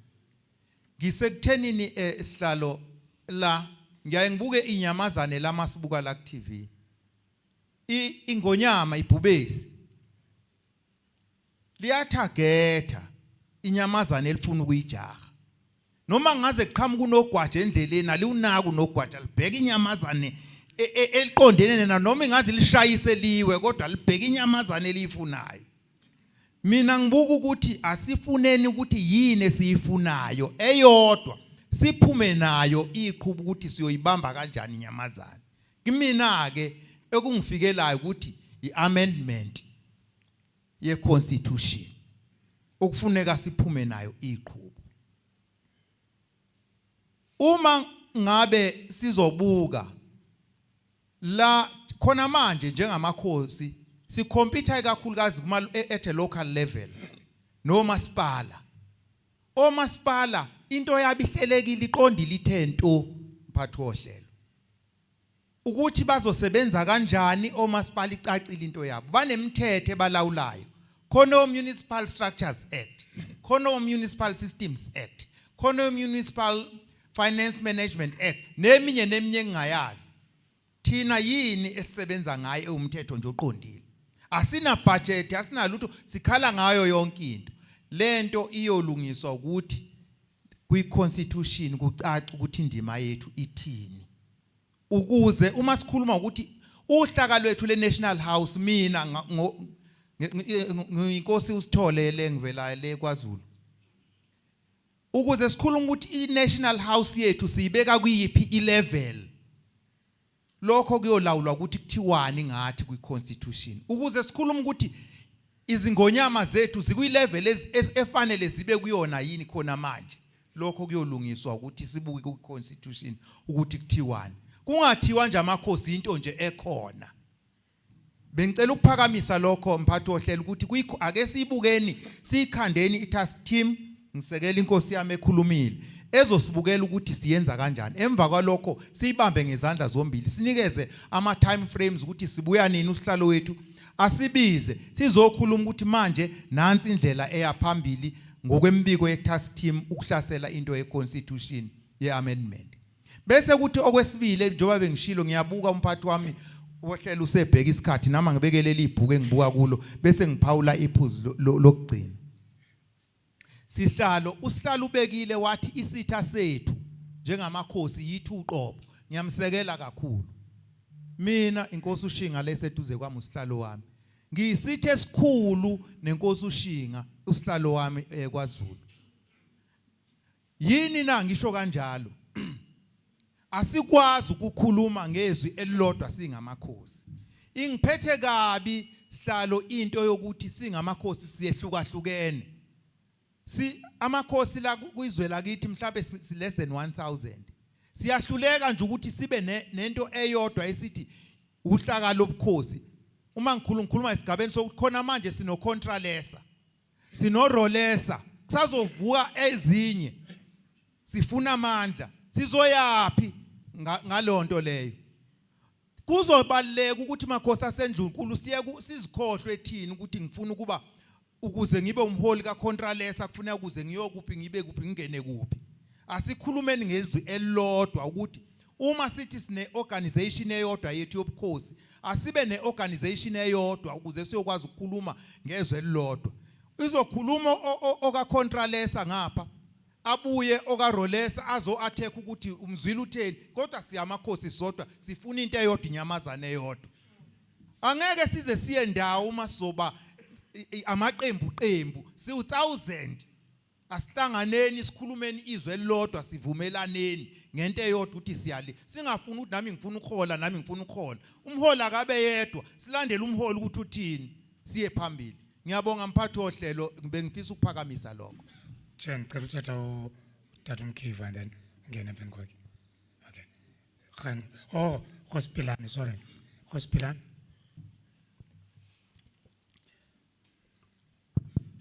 Thank you, Deputy Chair and the current Program Director. Greetings to our Majesties, Kings and Queens, Chairperson of the House, Chairs and Deputy Chairs of provinces and local houses, the Kgosi tsotlhe tsa hetso tse di tlotlegang, senior officials and officials of government. Chairperson, I don't want to waste your time. My points have been covered mostly by Nkosi Sithole and the previous speakers. But Chair, maybe without boring you, I must share historical background of this problem. Because we started these discussions as early as 2000. And we took a position in 2004 where we created what was called a coalition of traditional leaders. which was representation from IFP, National House, and Contralesa and Royal Bafokeng. And the only thing that could resolve this, we agreed, was the amendment of the Constitution. So without the amendment of the Constitution, Chair, we will beat around the bush. Because the minute you change what is not in the Constitution and is not legislated, we will fall off. So I think my contribution was to confirm what Kgosi Seatlholo has just said and other leaders. The Constitution is the problem, because without a delegation of proper roles and functions, we will never be able to contest, because those functions and roles have been conferred to the municipalities, and we are only advisors to the municipalities. Thank you, Chair. Thank you, Chair. Mic to the Chairperson.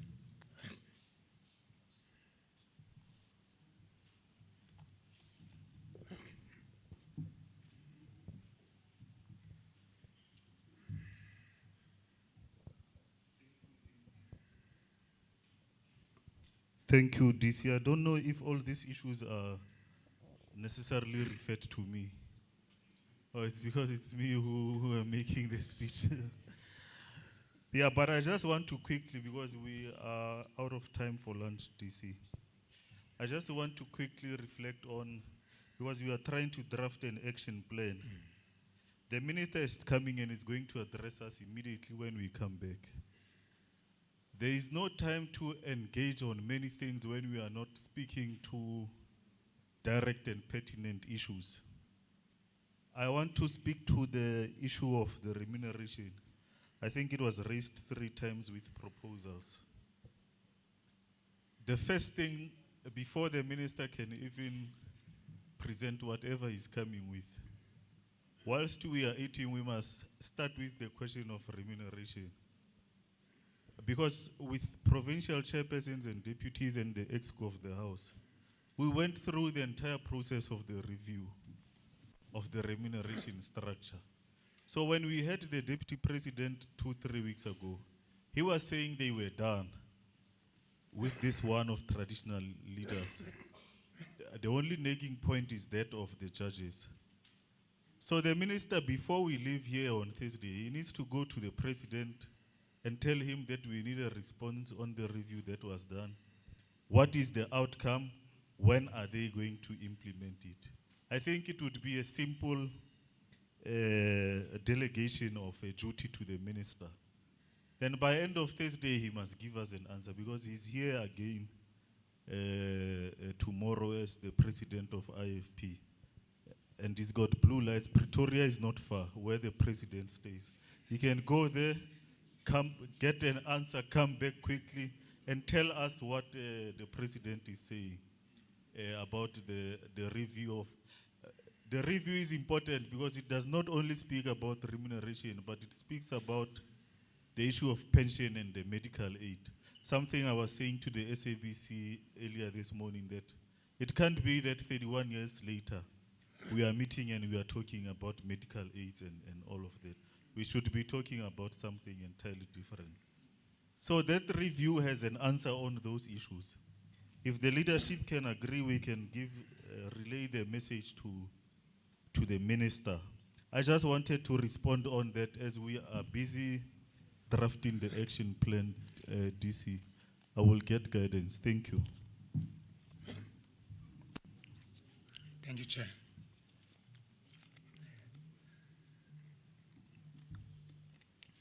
But as the time now is 1:10. And I want us to break for lunch.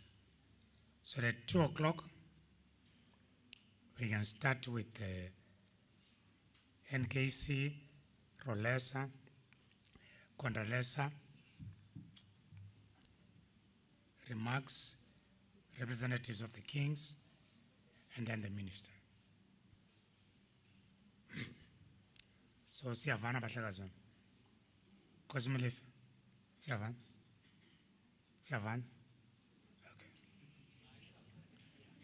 Okay. Not a savannah, Siyavana. Okay. Can we then adjourn for lunch? Please call us at 2 o'clock sharp. We should start. Thank you. Sound check 1 2 1. Okay.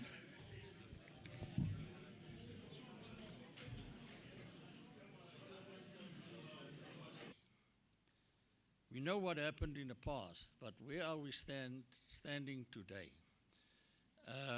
At Birchwood, we once again focused the attention of that conference on the lack of support that we have received from the government, and more specifically from Kokta. As members of the NKC, we never even received a sitting fee for meetings attended. So we got nothing, not a penny. The full council did not have a single meeting for the past few years now. Yet, we must repel all the accusations by people from outside who call us thieves, who spread the stories that the members of the NKC got a lot of money from government and they use it for their own purposes, which the government must put clarity on. Is that true or is it not true? I already made that request more than once in the past. In response to the criticism regarding division amongst the Khoi-San people and their leadership, we have established a representative structure with their own leadership and councils for all the different groupings. In order to address this issue of division, we, as the National Koisan Council, started to call on all the Griqua people, on all the Nama people, on all the Kurana people, etc. And we asked them to bring together all their leadership, all the different groupings or subgroupings under that main body, namely the Nama people or the Kurana or the Griqua. Bring all the Griqua people together, bring all the Nama people together, and then we elect a council out of them. And we then established a unified Griqua structure with its own leadership structure, with its own council, and the same with the others. We already did that and it worked perfectly. So in future, when we must establish a commission or we must send a delegation somewhere, then we just determine how big that delegation must be, and we then pick and ask these unified structures, send us representatives to be part of that delegation. That is how we try to unify our Khoi-San people and make them more representative. In terms of the national dialogue, I've listened to everything that was said about that, and I feel comfortable with what was said. I just want to add one single request, and that is that the Khoi-San people must also be part of any delegation, any council, etc., that will be established for that reason. We also want to call on the House and the government to have a fresh look at the Human Rights Council report that was issued a few years ago. And then, just to end off, we want to, in conclusion, once again convey our gratitude to the House and bodies like Controlesa and Rulesa for their support to the NKC and the Khoi and San people in the broader sense. Thank you very much.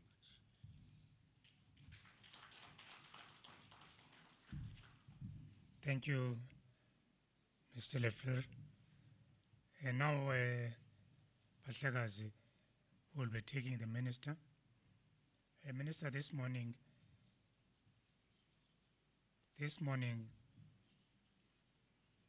okay, later, okay. Okay, diphetwe again, ndiyavuma uphatheka. Can we now call Kgosi Masibi from Rolesa?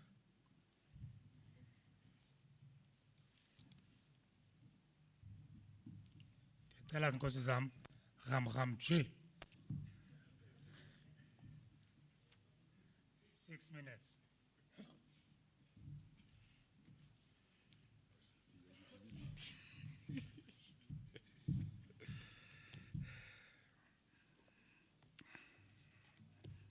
Dumelang bethu. Let me take this opportunity to acknowledge our kings and queens, the chairperson and the deputy chair of the National House, esteemed royal leaders from provinces and districts, Honorable Minister Thabisa, our sister organizations present here.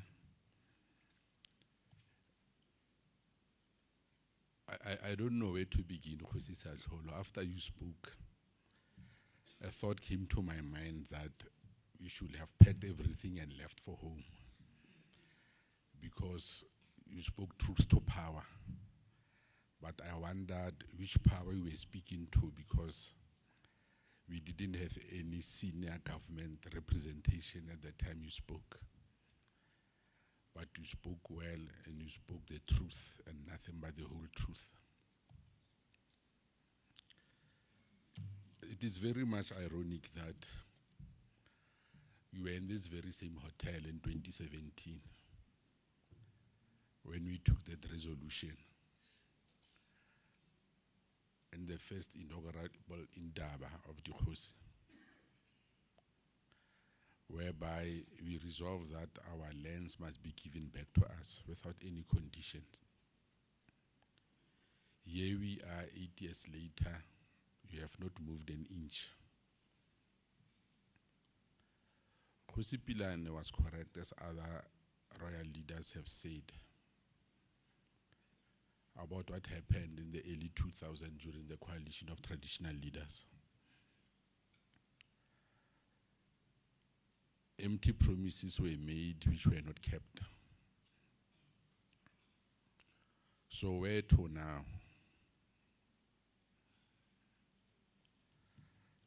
I had written some things here, but I don't think it is worth it to say anything after all, after what has been said by our leaders before we broke for lunch. Here with me, I've got a copy of the Constitution. I was going to read it, but you know what this Constitution contains. The late Umtwana Wakopindangena always used to say that if this Constitution is not amended, we are just wasting our time. And indeed, without the constitutional amendment, we can scream until we are blue in our face, but nothing will ever change. And it hurts our royal leaders that this common law which we are using in this country, which is the Roman Dutch law, which is a foreign legal system which was imposed on us. It breaks my heart that when we have disputes of royalty, the very same court of law determines our our royal lineage and who should lead and who should not lead. Isn't it time maybe where we have a customary court, a real customary court and a customary court of appeal, whereby you are not subjected to foreign legal principles? Isn't it time? Maybe we should have taken the example of the people from the United States of America, whereby after they won their independence, they did away with everything British. They began their institutions from scratch. So what we have done, especially we Africans, we have copied and mimicked foreign systems of government which are not working. A typical example is the elections, the national elections of last year, where close to 30 million people had registered to vote, but less than half of the people never bothered to vote. And close to 20 million people didn't even bother to register. So this so-called democratic rhetoric, in a nutshell, it has failed, as much as it has failed royal leaders. Part of the reason we named ourselves royal leaders of South Africa, it is the name tradition doesn't speak to us. That's why it is very important that the constitution must be amended. If somebody is a very good traditional dancer, he can be defined as a traditional leader in dancing. So we really need to reset, because this is a golden opportunity. If we don't take this opportunity to make a paradigm shift, we will never ever get this opportunity again, because this government which is leading us is the weakest government in the history of this country. We can even say that it lacks legitimacy. And I implore you, royal leaders, that we have to change our tactics and our stance. We must be radical. We have to be radical, because diplomacy failed.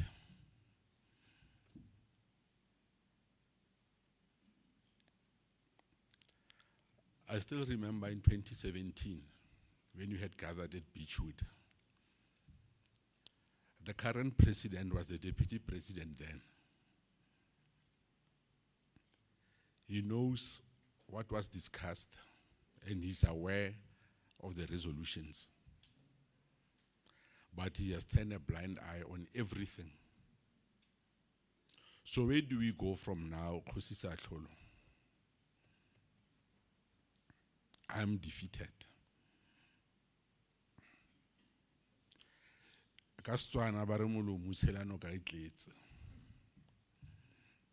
We have been speaking without any tangible results. I don't know how many millions were spent or are going to be spent on this 3-day vacation here in Benoni, because it's going to be yet another talk show, because there's no commitment from the state whatsoever.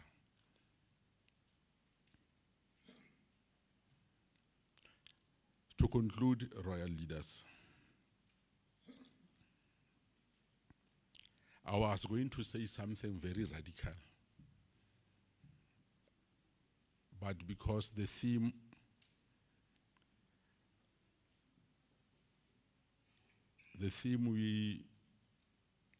we are presented with was to take inspiration from the past. Our past history, our past legacy, our past heritage.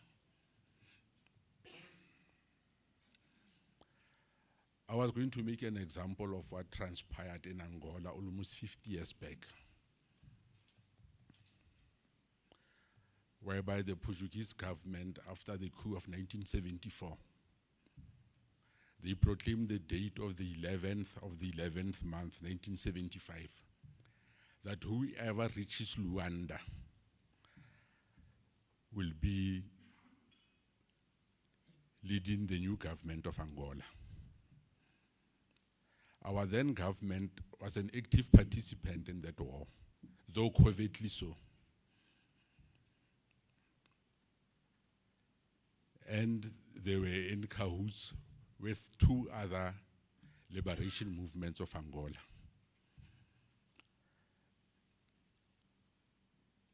And then one of our generals, General Constant Viljoen,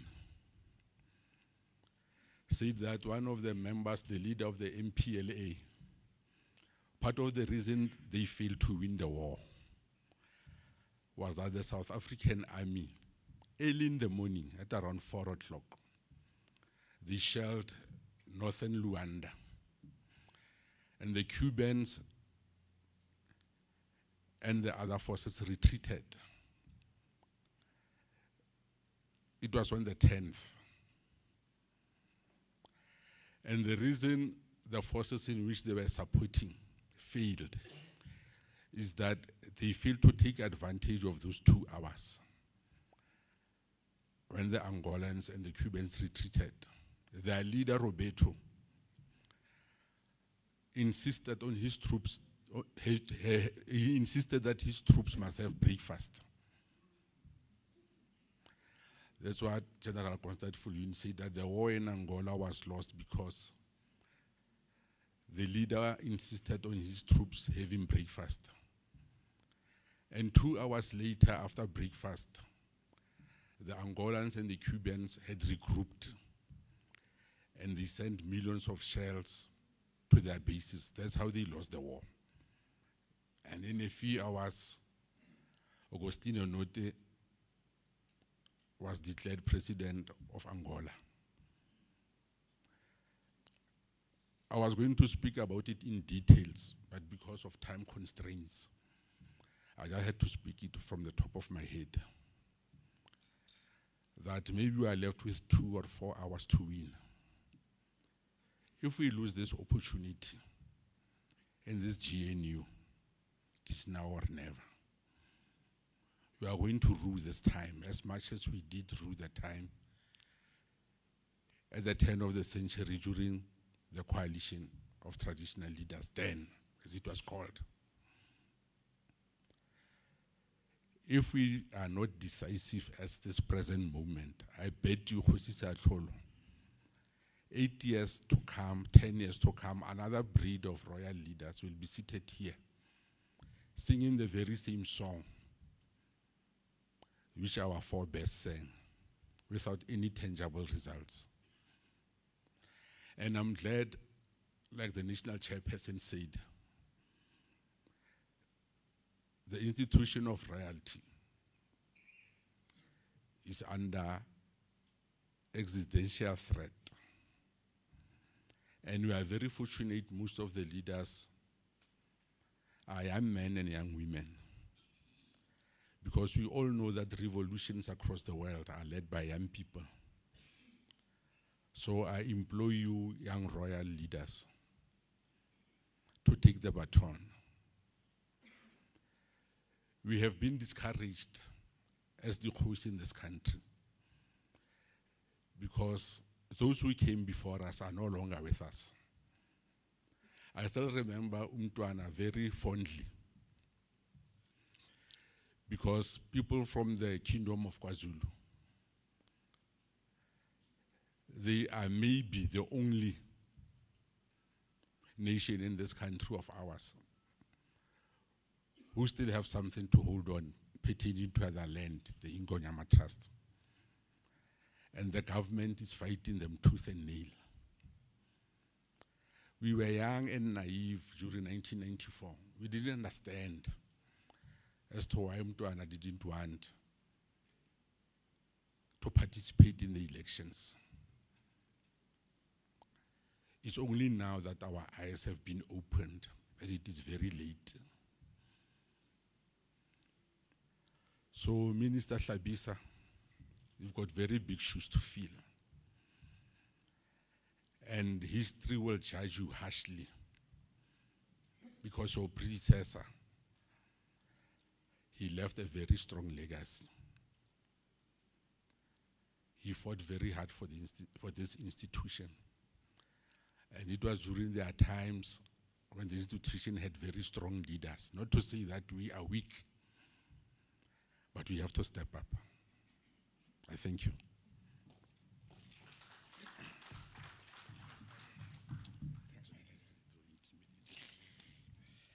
Thanks, my leader. Kgosi Masibi. It's breakfast time. It's breakfast time. So let's seize the opportunity. And now I'm calling the president of Codessa, Kandakanda.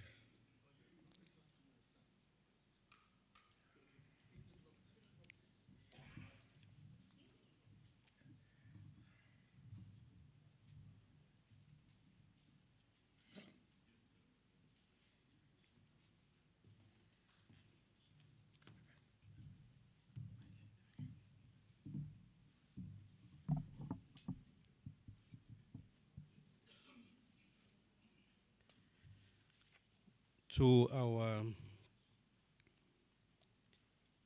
excellent facilitator, commonly known program director,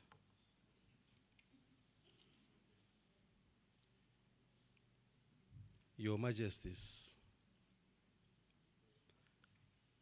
our Chairperson of the National House, our Minister. From there, let me stand on the protocol that has been established already. To join the queue in thanking the Chairperson and your team for deeming it fit and proper that we be part of history making. I have observed all protocol leadership. The question is, how did we get here? I listened to all my leaders speaking here and I asked myself a question. How did we get here? Indeed, it started in Codessa, where leadership like Bokhoshram Mupudu, Bokhoshi Malekan, Kgosi Unonkoyan, or Princess Ustera Zitau, the late, Kgosi Ngomane from Pumalanga, the Kgosi Nhlaneki, the father to our current Kgosi, and other Maoshi from provinces. Then it was homelands. Chairperson, that day at Codessa, political parties ganged up against traditional leaders. You remember the Deputy President of Codessa, Kgosi Pilane, and our GS, Prince Zorana Mkiva. This matter, we raised it several times. That day, it was decided by political parties to say the little clause that we thought will bring some joy and happiness to us traditional leaders. The clause that was there, the customary clause, Khosharamupuri, you'll remember. Those parties who were there, Seatlholo, they were embarrassed to preside over that session where they decided to remove that clause. They requested the late David de Villiers to preside when that clause was removed from the interim constitution. Guess what? One organization organized women to come and celebrate for the removal of the customary law clause in that interim constitution. Celebrating. Pathetic. Fast forward. When we all were all excited that here comes our black government that we are very proud of, where we mobilize our people to vote for it. We're sure that our land will be returned back to the original owners, who are traditional leaders, our kings, queens, and amakhosi. Ndabezitha Shinga, what happened, sithe masijabulile, instead they brought trust and CPAs. When as an Kgosi who was forcefully removed from that land, you became an ordinary beneficiary if you are fortunate and lucky. As a Kgosi, you have to go and queue to your own loyal subjects to beg for you to be included as a beneficiary, as the owner of the land, because those guys then didn't have mercy. They will come with trucks and start by removing an Kgosi to say, you go, they will dump you somewhere. They will dump you somewhere, then they follow by taking your own people. But surprisingly, our own government, when they were supposed to correct that, instead, they created structures because they did not trust amakhosi. That's why even now, His Majesties, instead of that, they created what we call spluma. The spluma, it gives powers to officials to preside over your land. Even as you are a king or a queen, that act, it says they're going to create tribunals. Those tribunals are the ones, as a king, if you want to develop your area or anything, you must go and kneel before those officials to request to say, I want to develop that area there or I want to build something there. As the owner of the land, you are becoming a beggar in your own country. Yes, we have been talking Kgosi Phahla. Magoshi aka, Moroi waka, Kgosi Thobejane, where is he? Indeed, when we're fighting this, His Majesties, our national chairperson, Kgosi Seatlholo, was still a student. When we screamed to say, please can we correct this? Because our government then had a 2/3 majority. They didn't have to beg anyone to change this thing, but didn't do it. Our chairperson was still a student. The Queen Mother, his mother, was the one we're fighting the cause with. She was there leading us, screaming and making sure that the amakhosi are getting the respect that they deserve. Khoshaka, you are here now, Thabo Ngwanaka, sing the same song. Now, who are these people who don't have mercy, who cannot even listen?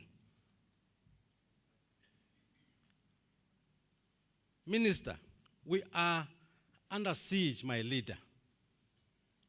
As was stated here, politicians in provinces, they want to decide who is a successor in a particular Bogoshi Ubukhosi in our royal families.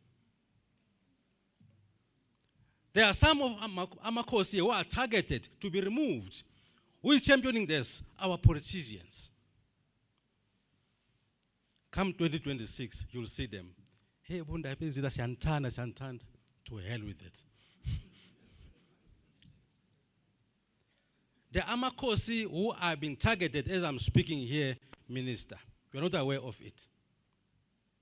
Because they've developed some interest on influencing who is a leader in a particular royal family. But the question is why?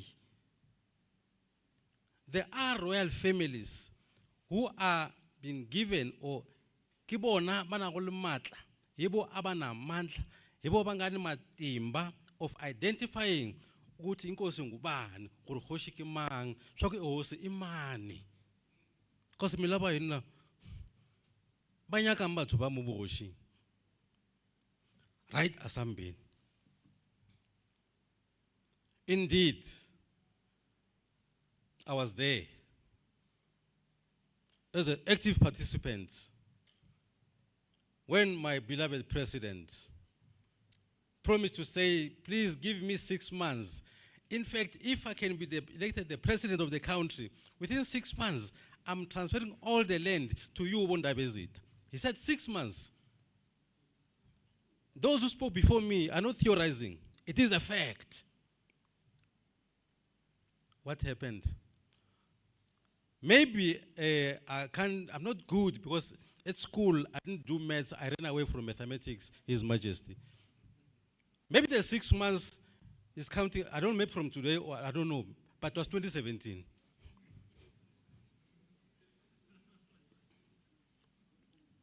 Therefore, it is not surprising, my leaders, when one of our leaders, when he was excited being surrounded by some white people and so on, calling our kings and queens village tin pot dictators, excitedly.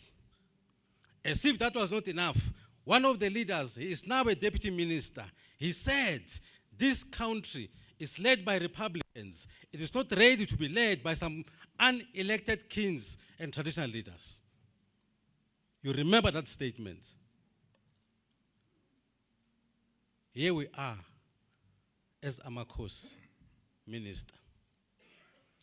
Reluctantly, after the May elections 2024, we're not happy about the GNU and so on. But as Amakhosi, we said, oh, now there is IFP, there is UDM, there is ANC, there is Patriotic Alliance. We said, now, these ones, they know us very well. And some of them, we assisted them as Amakhosi to go to school. They're going to pass some of these things very quickly. We're going to enjoy it. Let's give them a chance. Yeah.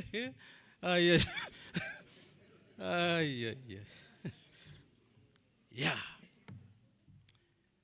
Now, my president, during the convention last week, he said, I am aware, South Africans, that what are the challenges? He mentioned some of them. I said, oh, he is aware of these challenges. Why can't they correct them? If they are aware that there are these challenges. I want to also not stay long on this podium, Bell. I want to leave this podium very soon, but with this proposal to say, Chairperson, National House,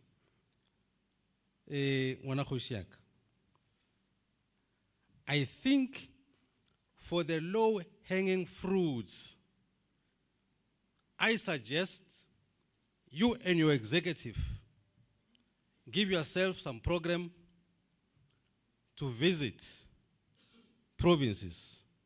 When you come there, let's make sure with the provincial executive or people who are going to identify to form part of that delegation to meet all premiers.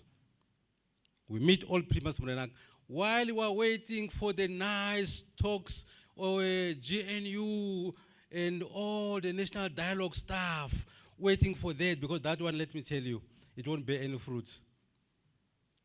The stamto of national dialogue, Magoshiaka, quote me, I am giving myself to you, or if in that given time, if there will be results that will make us sing hallelujah, I am saying if that can be achieved, I'm volunteering that all of you, Bondabezita, in all your provinces, I will go and make sure that I'll buy you inkomo, nginiga nonke.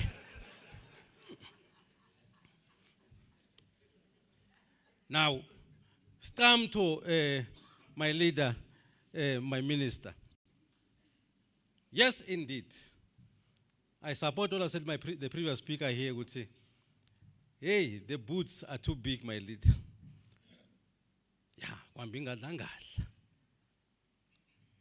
Kwambeslwane. Usheng.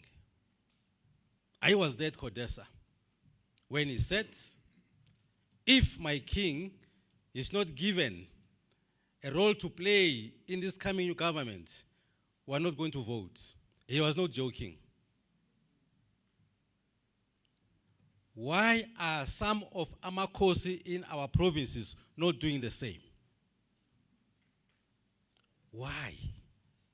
We have politicians who claim to love us. Why are they not doing the same?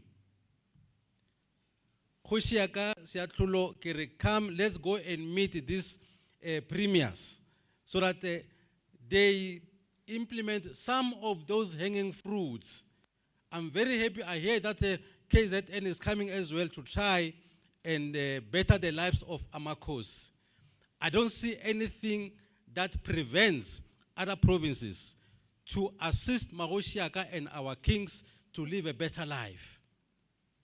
That's why we always say we are grateful to the province of KZN because they know that there is a king.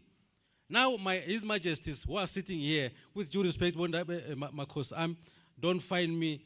If you visit the palaces of our Majesties, you might think it's one of the ordinary houses. You might even mistakenly go to a house of a business person thinking you're going to the kingship.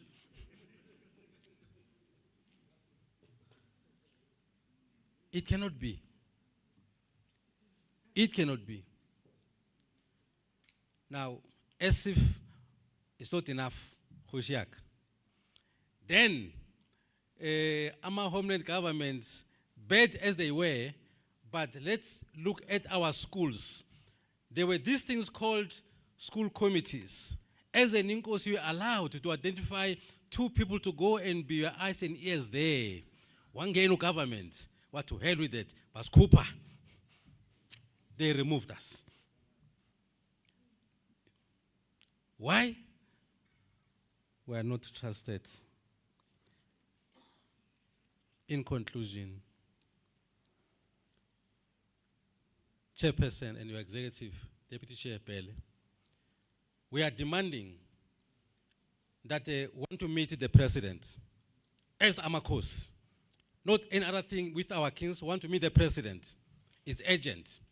Umangasboni sithi come next year elections, so bona ukuthi no vote ngubani, because our palaces, our kings will tell our kings, our areas, because kudlalwa ngathi la.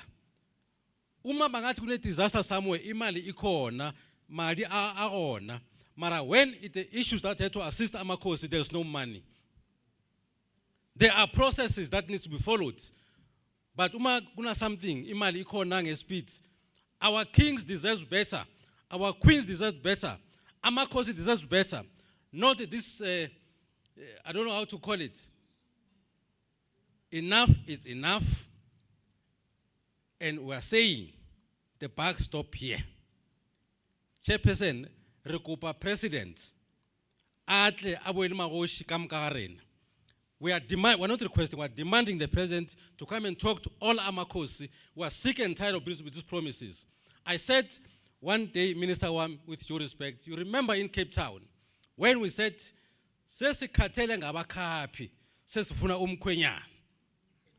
my minister said, no, don't look beyond. I am here, trust me. It was May,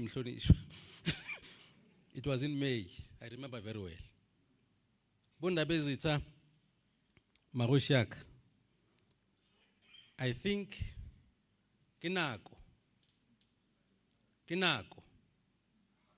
if you are visited in the evening, when they will want to bring you a goat or a sheep, tell us. And ungayijikisi uskayirumisha idle, but do the right thing. I thank you.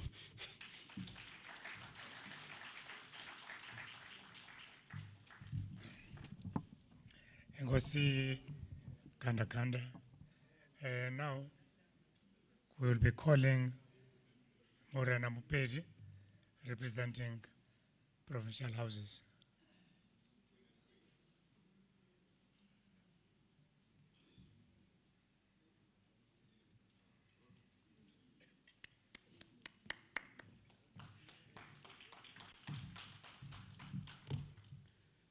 Thank you very much, Program Director. Let me take this opportunity to greet Your Majesties,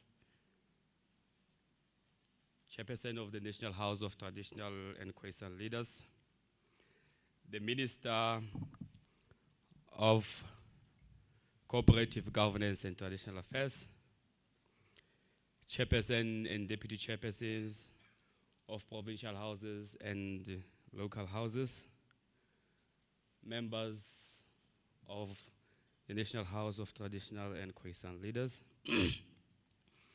our own officials led by the DG, ESCO members in the provincial houses, all leaders who are here as our visitors, and anyone who identifies anyhow. As I stand here before you today, I'm here not only to honor the legacy of the traditional leaders, what they have done, they have done over the years, what they are currently doing now. But we have to openly speak about the challenges that we have as the institution of traditional leaders. Not only speaking about the challenges that we have of the traditional leaders, but try to find the solutions for those challenges. Honorable Program Director, it's a high time now we should not shy away from our challenges. And then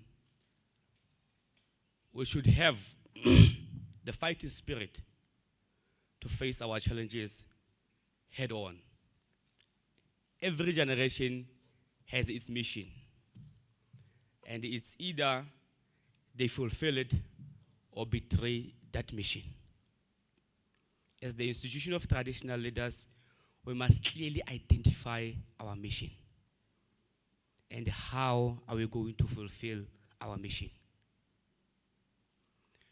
We can't every time act like this if we are dissatisfied about what other institutions are doing to us.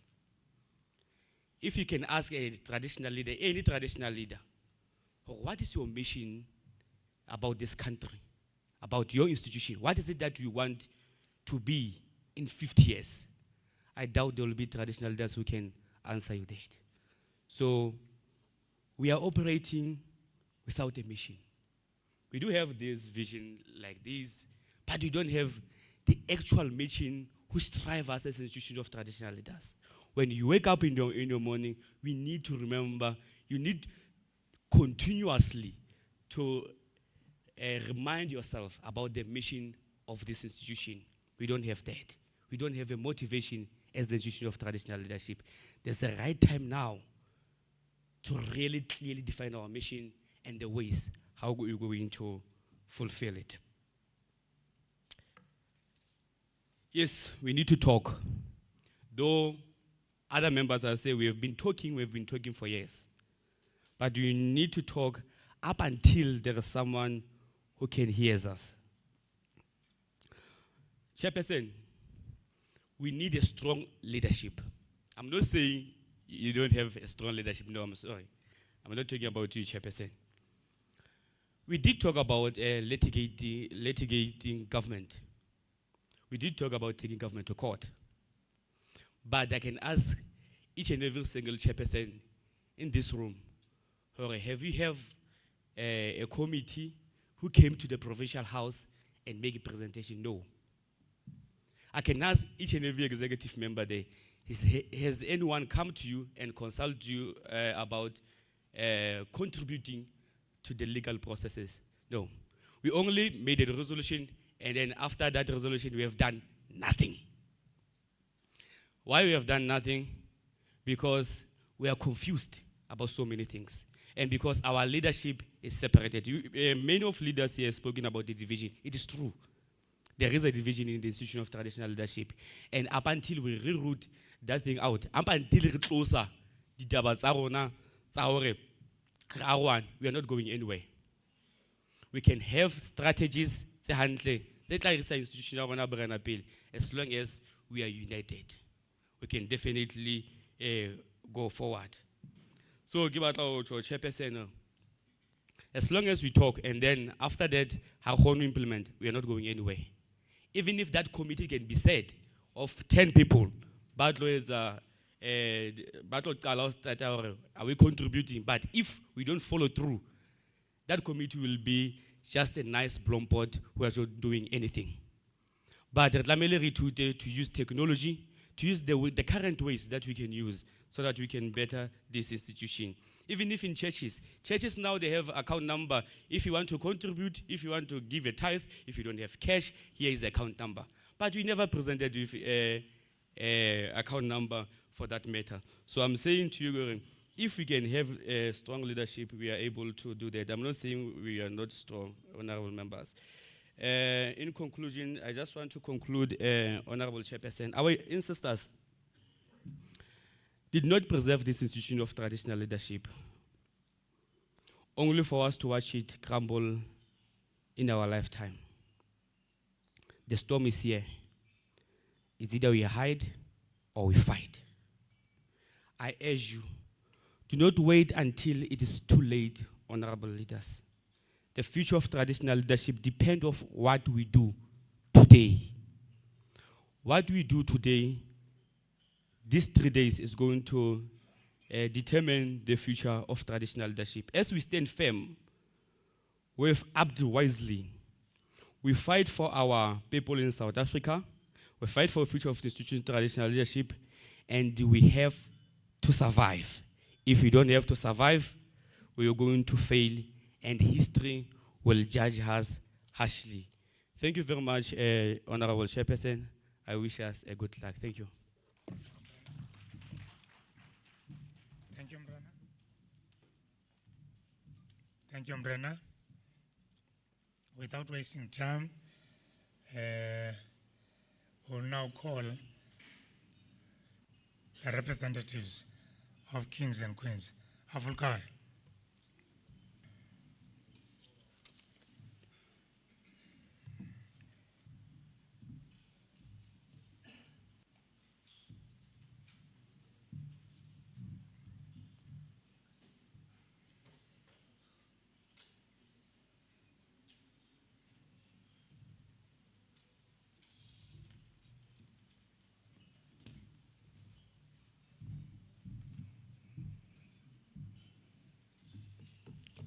Mandibulele mphathi nkqubo. Ndibulise ikumkani nekumkanikazi ezikhoyo. Ndibulise uchairperson wendlu yenkosi le yaku-national. Ndibulise uminister.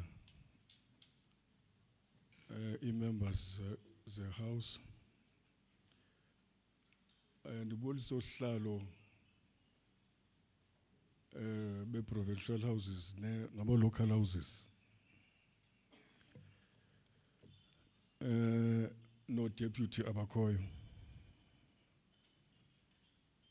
Ndibulise zonke inkosi ezikhoyo apha ngaphakathi.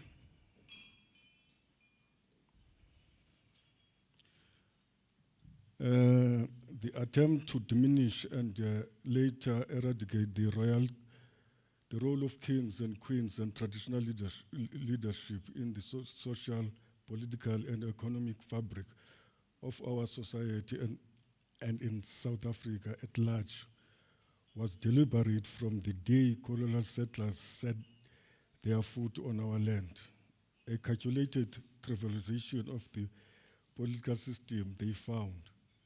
We have ventilated enough about their motives behind their acts among which primarily land disposition and subjugation or enslavement of our people. Today, we have come to correct that, to put forward what we believe must be the role of kings, queens, and traditional leadership in society, both in African context and developmental aspect. We are at the cold face of the challenges of our people. We live among them. We must be empowered and empower ourselves to respond to the challenges that we have.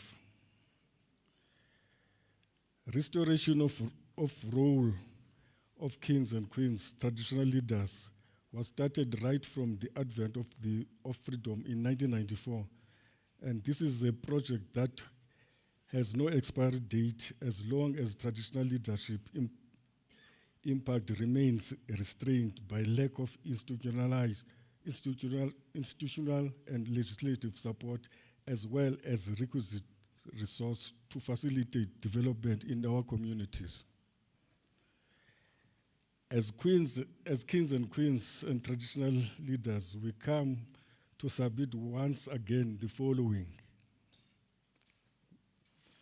1, institutionalization of Kings Forum. The recent establishment of the Kings Forum marks a progressive stride towards restoring and reaffirming the status and dignity of traditional leadership in the country. However, for the forum to have meaningful impact, it is essential that the King's Forum be formalized through a policy framework and legal instrument for purposes of governing its operations and guard against its marginalization and being politicized. I think Chairperson uthethile apha ngalomcimbi wopoliticizwa kwento zobukhosi. Iya isanda kakhulu. Andikhe ndayibona ke sine conference eControlesa apha kwalapho kufutshane eBishut, where it was difficult to ukwenza lento ye-adoption of-credentials. Sifana no-politicians kwacaba kuzawusa. Abanye ngabanye we ended up going siyolala. It must be aligned with existing traditional leadership hierarchy and not be in isolation or in conflict with it. Its strategic focus must be the development of people we lead. In this regard, the forum shall craft and submit its annual performance plan or program of action with their clear budget aimed at the development of our people.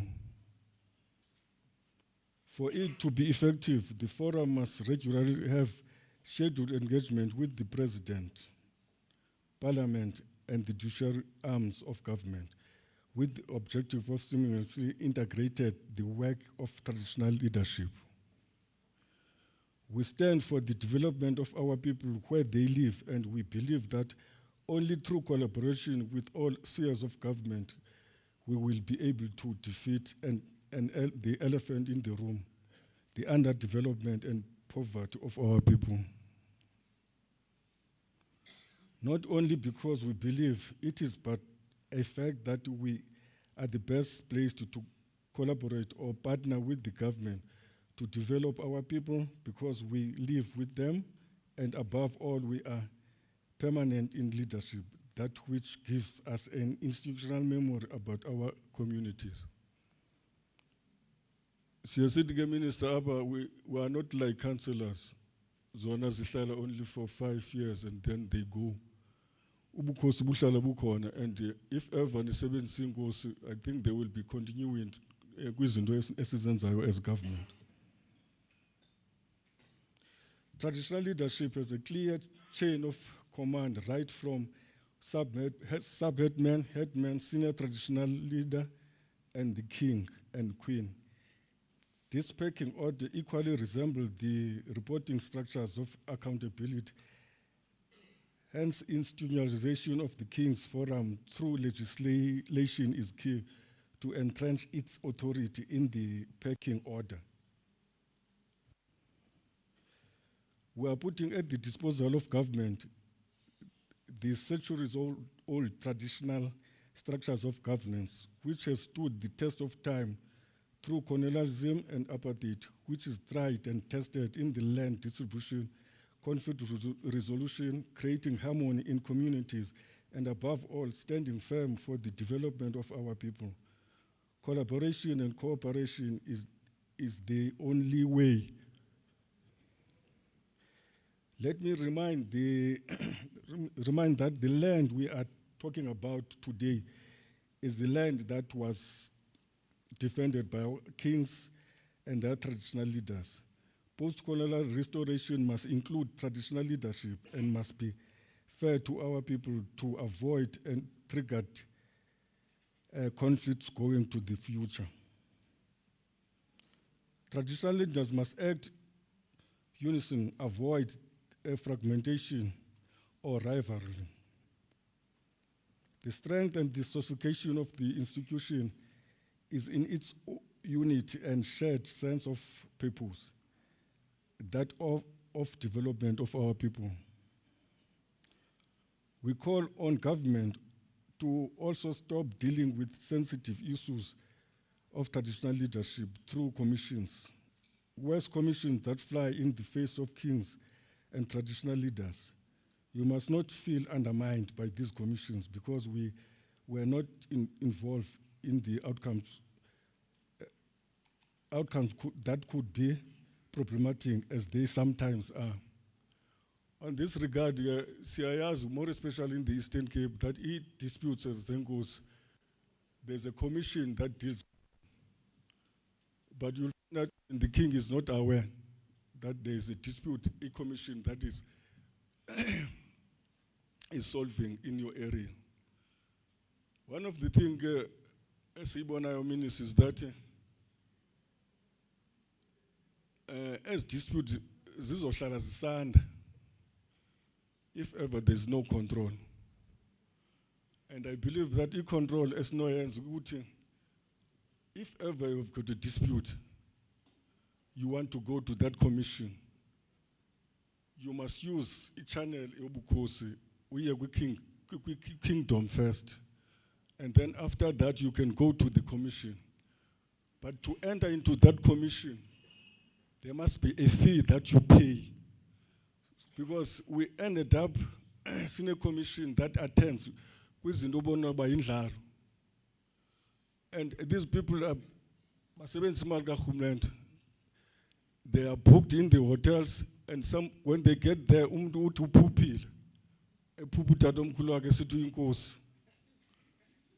so for people to be serious, there must be a fee, even if it's 20,000 or 30,000, where you can say, if ever you win your case, you can get it back, but if you don't win it, you lose it.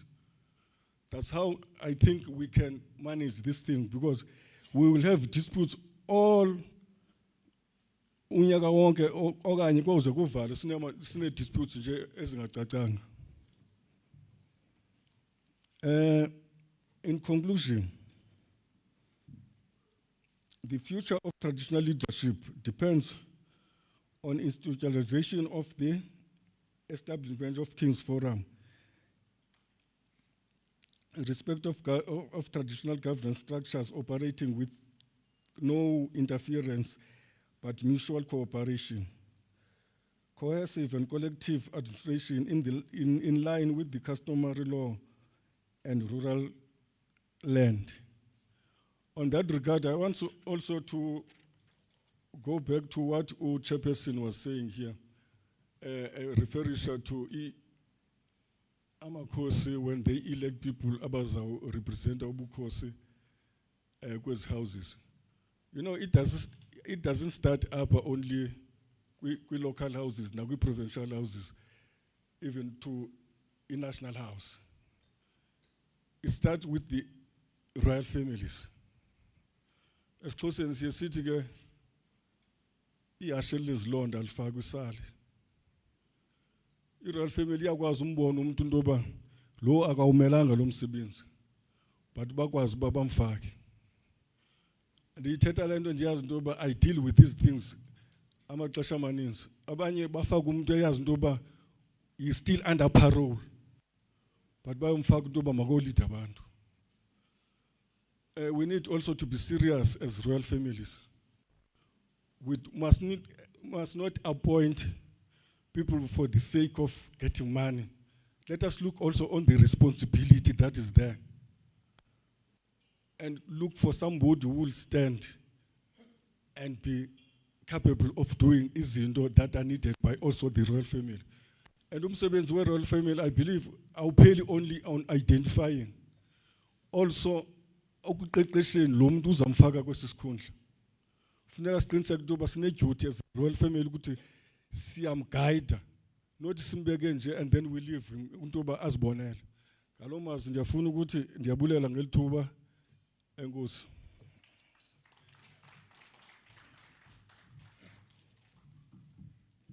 Uyivile sihlalo lanto. Ithi awulibeki isali hashe elinesilonda. You don't put a saddle on a horse with wounds. Now, let's call Mr. Ramodimo from Department of Small Business. Thank you, sir.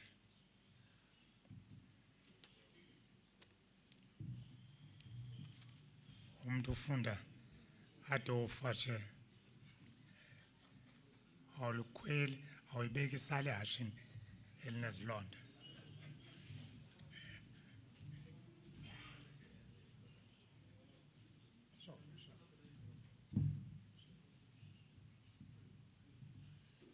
Bahlekazi i-presentation yakhe lapha ebhodini.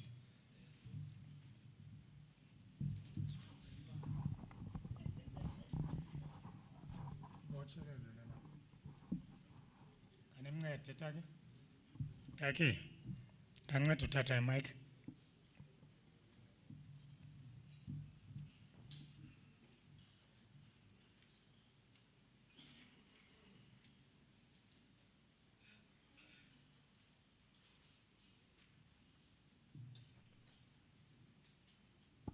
Thank you, sir. Let me stand on the protocol of those that were before me. My name is Mudumo Ramudumo, Idulara Mudumo Buluwetu. I work for the Department of Small Business Development.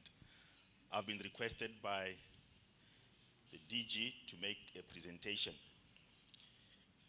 We received a letter from Seatlholo, from the National House of Traditional and Koisan Leaders,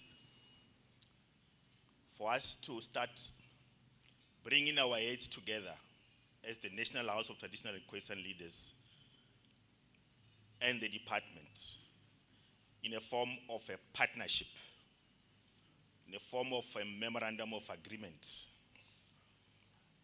We are in the process of finalizing the agreement. We had a session in the Eastern Cape. One of my traditional leaders was there. I began to see a powerful revolution coming up, germinating like a seed, where you will have the representative from the National House of Traditional Koisan Leaders, the Department of Agriculture, and the traditional leaders themselves, and the Department of Land Reform and Rural Development, and the Small Business Development bringing an intervention. If you check in the past, not everything that was old or is old was bad. I stay in Mopani. I drive on one road, R180. You see a lot of old projects. You see quite a lot. There was a place where a lot was happening. And that is what the department is saying to the National House of Traditional Koisan Leaders. We need to begin to work together. In that community, in the Eastern Cape, there is a farmer the traditional leader gave land to this man. He's doing cabbages. There is a stream flowing full of water, and this man says, I'm delivering my cabbages to the local Spar and the local Pick and Pay and ShopRite. What a good thing. You begin to see things unraveling from community. So the Department of Small Business Development is here through this presentation, which you can slide, the next slide, please. The information that we are providing as a department is that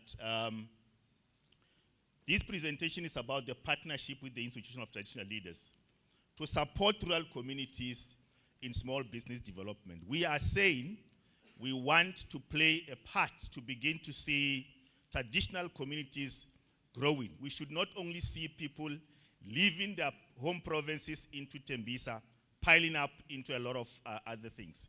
We want to change the narrative and say a village or a traditional community can also industrialize through interventions by government and or the state. The information is about collaboration between the DSBD and the National House to enhance economic growth and job creation. How do we grow the economy? How do we create jobs within these rural communities and bring about sustainable development within the rural areas? And the government programs that are offered to traditional communities in providing development within communities. The next slide, please. Our mandate basically is to lead and coordinate an integrated approach for the promotion and development of entrepreneurship, of small business and cooperatives within communities so that they are able to grow and sustain themselves.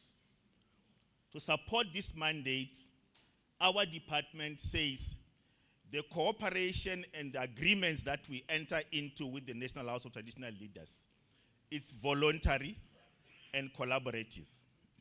We are not saying we have every rand and cent. We are saying we are coming to our Mahoshi to say, let me extend my hand and also let the traditional leadership extend a hand so that we can jointly work together and develop our own community. So our partnership that we are proposing and the partnership that we are to finalize with the National House of Traditional Koisan Leaders is voluntary and collaborative relationship. The next slide, please.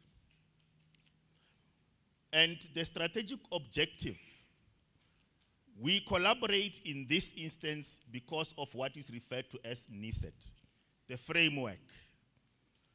We provide financial support, we provide non-financial support, we get information from our traditional leaders as to which cooperatives, as to which individuals within communities are trying, and they are doing everything they can. And through the traditional authorities, leadership authorities, we can get this information and begin to provide the necessary support. We address the uncoordinated and fragmented support for small enterprise in rural areas. We are then saying, traditional leaders, agriculture, land reform, as well as the department, if we can, small business development, if we can jointly work together and closely with our traditional leaders, we will understand the needs of, and Cocta as well, we will understand the needs of communities and begin to jointly put together a plan insofar as how we work together towards enhancing our communities. We promote socio-economic development in rural areas under traditional leadership. We are quite aware and mindful of the fact that when you go to big business and you are from a community or a village and you want support, you don't have collateral. At least it doesn't work. So people don't want to invest or put money into businesses within traditional communities. And we are saying as a department, if we identify the right people, we can grow these communities, we can develop and work towards the betterment of our communities. Next slide, please. So the areas of cooperation is provide support to traditional communities across DSB funding or grants. We've got funds and grants, and to strengthen their capacity, increase their eligibility for funding. There is a funding requirement. We can come to these communities and indicate what the requirements so that people are able to apply. We develop capability and capacity. We provide the necessary training of rural communities to manage community-based projects.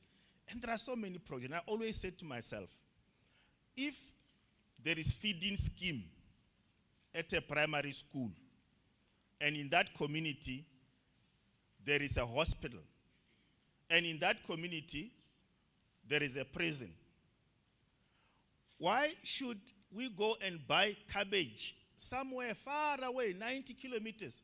Why don't we grow it here and say, Wena, you are supporting that school? This is what we can do. We can begin to work together to then say, a farmer in this community, you are providing food to that school. But you go to these people, at times they are saying, we don't have land, and it's not easy for us to access land. And we are very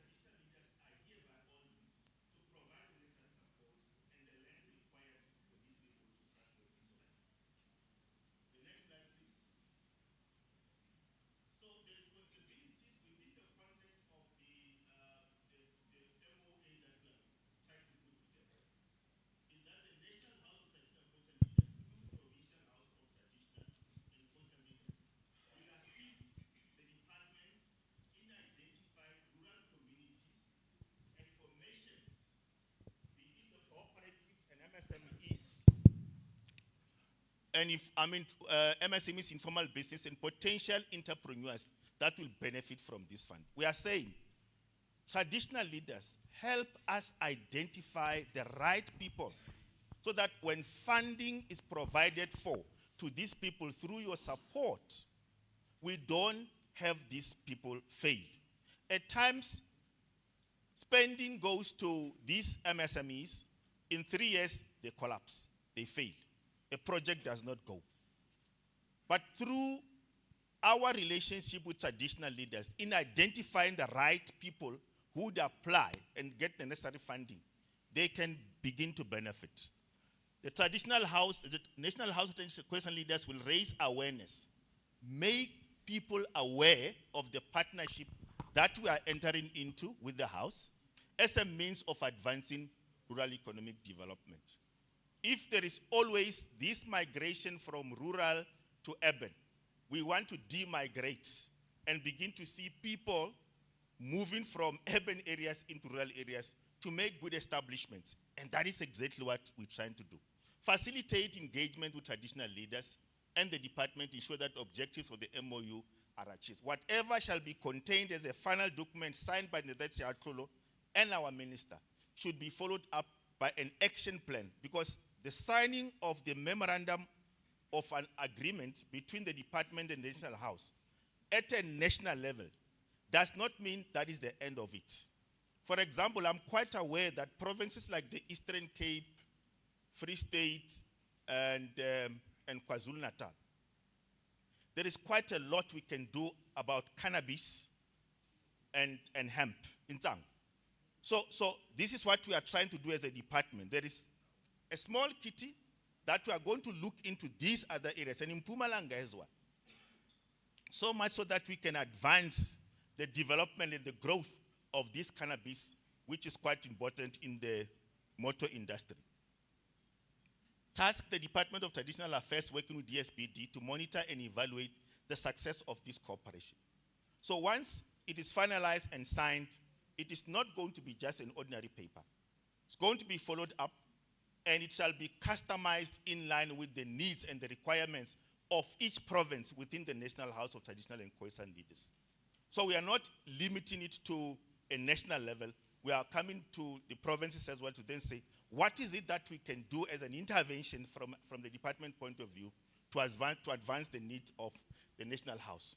Work closely with identified implementing agencies to access information. There is SETFA, Small Enterprise Development and Finance Agency. Its task is to implement the mandate of the department so that we advance the needs of communities. The next slide, please. And our responsibilities as a department and also SETFA is mainly to provide those services. There is a fund called Tourism Equity Fund. There is Township and Rural Entrepreneurship, Small Enterprise Manufacturing Support Program, Informal Micro, or I'm a DP, Shared Economic Infrastructure, Cooperative Development Support Programs, Cooperatives Fund, the Incubation Support Programs. A lot of programs are there, but I think we need to be agile through our traditional leaders and go out once this memorandum of agreement is considered and signed thereof, to then communicate this information to say this is how you can access this information, this is how we can assist our community so that they are moving forward. The next slide, please. And our MOU would be for 3 years, but with time, it may as well be considered for further more years. And as I stand here to conclude, is that this partnership that we are building together with the National House of Traditional Koisan Leaders marks a significant step towards inclusive and sustainable development. And the aim thereof is to empower communities by leveraging on traditional leadership structures. Our communities are mainly on the framework of traditional leaders. Once Kgosi or Kgosi or by the Belebarena, Barry Linjulele 1 or 2, we follow and we support our traditional leaders. And we are very mindful of the fact that traditional leaders are there, and this is an old institution that has always been there. And through them, we can do much more. So together we can build a future where no one is left behind. But otherwise, if this information is unknown, it then renders us into what I commonly refer to as a scandal of invisibility. Thank you so much. Thank you so much.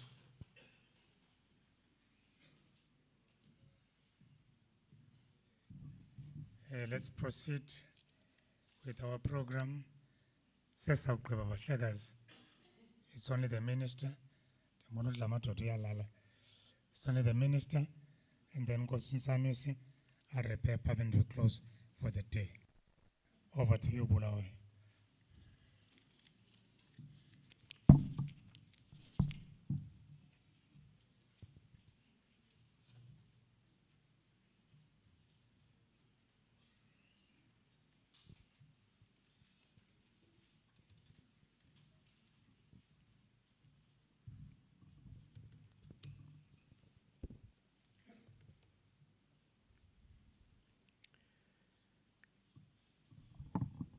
Thank you very much.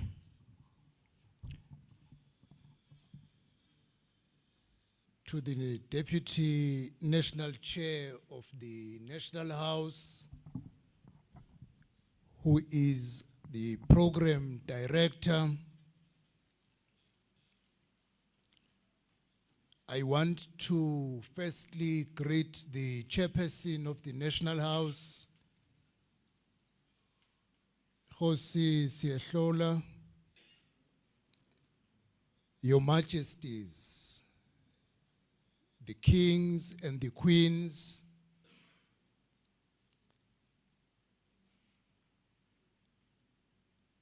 all our traditional leaders in their respective categories, our royal leaders who are present in this gathering, the esteemed guest, and ladies and gentlemen, our support team led by DG Dipofa and all the officials in their respective categories.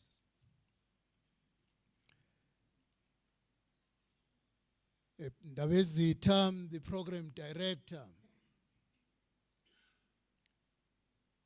I firstly want to convey my apology, which was not deliberate, but structured by the work one is doing. The chairperson of the National House is aware. We were supposed to be in a joint meeting in the morning from 9 o'clock to 12 o'clock. The leaders of the National House could not be in that meeting where I was in the morning because there is this Imbizo. It is for that reason, therefore, that I could not be part of the beginning of the meeting in the morning. As I was sharing that meeting, which included other ministers, deputy ministers, COGTA MECs from 9 provinces, SALCAM, the demarcation board, and the component that was not present, which supposed to be, was the National House of Traditional and Khoi-San leaders because of this Imbizo. I also want to apologize on behalf of the Deputy Minister, Banis Ngamashe, who is accompanying the Deputy President, who is in Eastern Cape today. Indeed, it is always a challenge to join the meeting towards the tail end, because if you join the meeting towards the tail end, you are unable to get the right spirit, and you also miss the setting of the scene from the morning, and especially I missed the remarks by the National Chair, by the Chairperson of the National House, Kgosi Seatlholo. Although I have requested them, you are my witness that it took too long for the Chairperson to present his remarks in the morning. I've just scanned them and realized I would need time to read them in order to understand the setting of the tone in the morning. But indeed, when listening after lunch, I get the spirit. I get the frustration, and I get the loss of hope. And I also get the desire to fight from our kings, and I hope even our queens, if they can stand up and speak, they will express a similar desire that all that we have now remaining with us is to take a fight. But Kgosi, who spoke when I have arrived, there was one thing that was very clear. They have lost hope. And all they desire, if it can be a time to fight now. No longer talking, But there is one thing which I appreciated.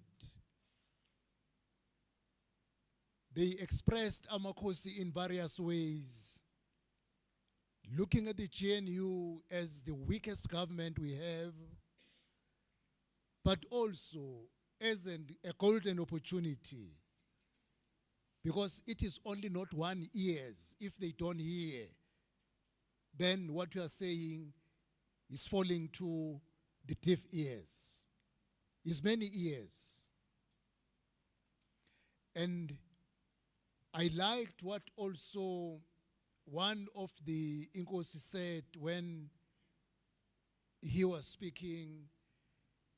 He said, we must speak and speak and speak until there's someone who hears us. I like that one. No matter how Kgosi might have lost patience, but to me, I said, indeed, you can speak to many people at different times, but there will be one person who will hear at a particular time. Ndawezitha, Kgosi Seatlholo, the chairperson, I want to be honest to this Imbizo. I had indicated to Kgosi Seatlholo and Your Majesties that I will not be able to join tomorrow, but instead I will delegate someone else to come in my place. I just want to make this request because I want to be honest on issues that you have raised when I have arrived. And I'm aware there is an issue which has been brought to my attention when it comes to the issue of the remuneration, which does not only deal with salaries only, but also include the issue of medical aid. Now, I offer again to come back tomorrow. I will not speak as the president of the IFP because you don't need politics. You need the response to your issues. The issues that you have raised today, the issue which must be a latest fresh response from the president, I'll come back with it tomorrow.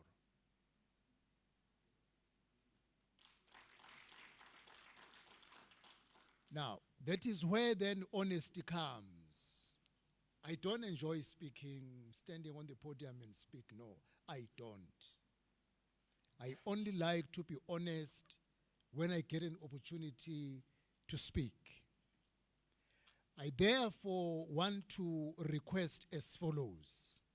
I do acknowledge the chairperson of the National Koisan, Ubaba, the chairperson of the National Koisan Council, the Honorable Cecil Lefleur. Please pardon me of not acknowledging you at the beginning. I acknowledge you. Kgosi Seatlholo, I'm requesting therefore that I take today just to greet Imbizo, and I will come back tomorrow as still the minister. I will not create a confusion in the agenda. I will take the time that was scheduled for me tomorrow, but I want to talk to you as government. Because the reason why we decided to get into government is because you wanted another voice to be part of the government than one voice. 1 year may be too long a time over 31 years. but honestly speaking, judging people on 1 year over a period of 31 years might be not a too long time to give a fair judgment. I will express my views tomorrow, and I will share with Imbizo, their majesties, and our traditional leaders, the royal leaders, as part of the government, what do I think must be done, and what am I going to play within the government as the voice of what has been said so many years with no tangible results. I want to therefore humbly thank the opportunity to greet their majesties, Kgosi, and all the royalty, and I will come with my full package tomorrow. And I do not want to wobble on issues that you raised that require a direct response. I want to come with a direct response on a number of issues which was raised in my presence, and I also want to go through the remarks of the chair so that I don't miss any critical issue which he wanted the government to hear and respond to during Imbizo. I can only do justice if I go through the remarks this evening and go for any answer that must be responding to what the chair, on behalf of the gathering of Imbizo, raised for the government to hear. As I indicated in the beginning, I heard a complaint that when the chairperson was speaking, there was no senior person from government. All what he said, as he has shared to me, I will go through and I will respond accordingly. Thank you very much, Ndabezi. Thank you, Minister. Sizawudibana ngomso. Now I would like to call Kgosi Unsanisi to do a summary of the day. Then after that, Sizovala.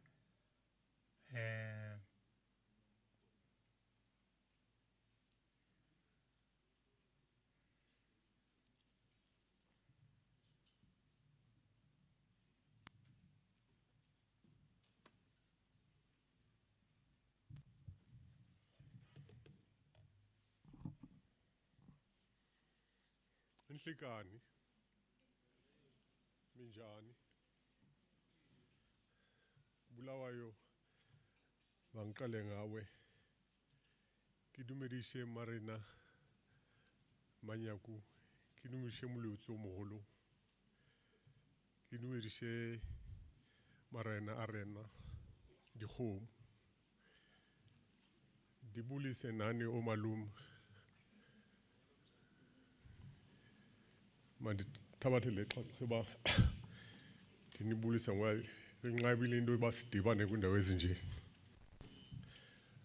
rapulani ke udumekisa bel nawe ndiyabulisa intihosi hinkwato leti nga ko haleni namuntlha na mixeweta inqanga nentsiva zayo kumbe ni mitolokela all protocol observed.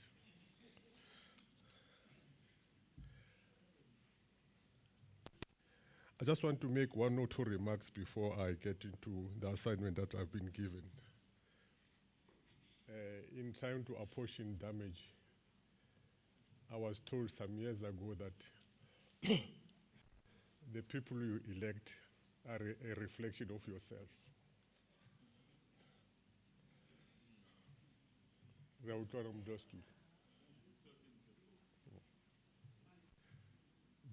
The people you elect are a reflection of yourself. So tsebang hore ai le ke khethile.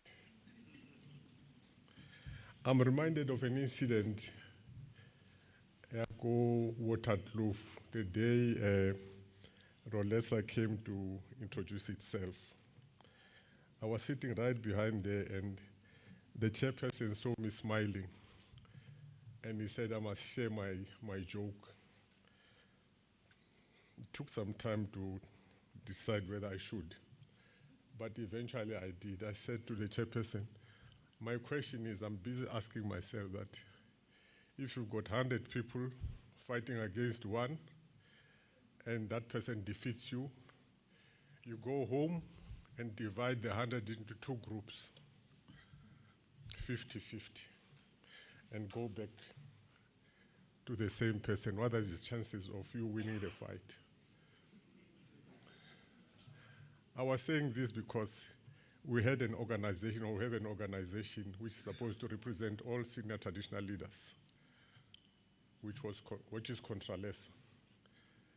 And it was divided into 2, 50 Contralesa, 50 Rolesa, still fighting the same person.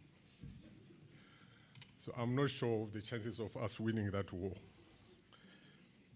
But good luck. I'm here to make a summation of what we did here today about the dialogue. We'll start with the dialogue. The dialogue should be facilitated by traditional leaders within their respective villages. The individuals designed to communicate the resolution of the village dialogue must carry the mandate of the village. Traditional leaders should maintain a unified stance towards national conferences, such as the convention. Arrangement involving traditional leaders should be coordinated through the House of Traditional Leaders. On the Constitution, the traditional leaders should establish a task team to review or facilitate the amendment of the Constitution to ensure provisions for traditional leaders. The Constitution should guarantee the protection of traditional leaders. On issues of remuneration, the remuneration packages should be reviewed and finalized. The minister is requested to ascertain from the president the progress on signing the remuneration gazette, which will include medical aid and pensions.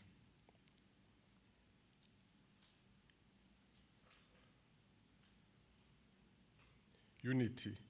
Traditional leaders should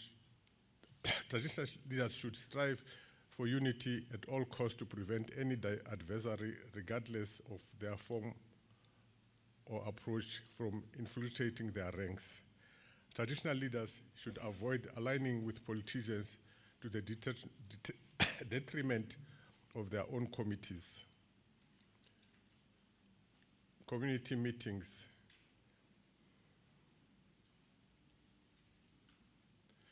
Traditional leaders should take the lead in convening community meetings. Decisions made at these meetings are binding and must be implemented by the relevant sector.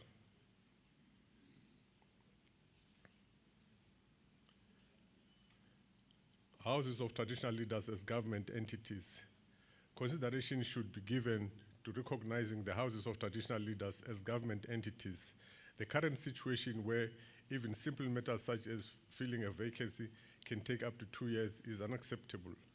Once recognized as entities, the houses must be adequately resourced in terms of human resources, infrastructure, and financial support. Recognition of the Khoi-San. The recognition of the Khoi-San is of paramount importance. The commission established by the minister ought to recommend a leader and community. It will not be correct that the said commission is about to finish its term, has done no recommendation, yet they earn salaries.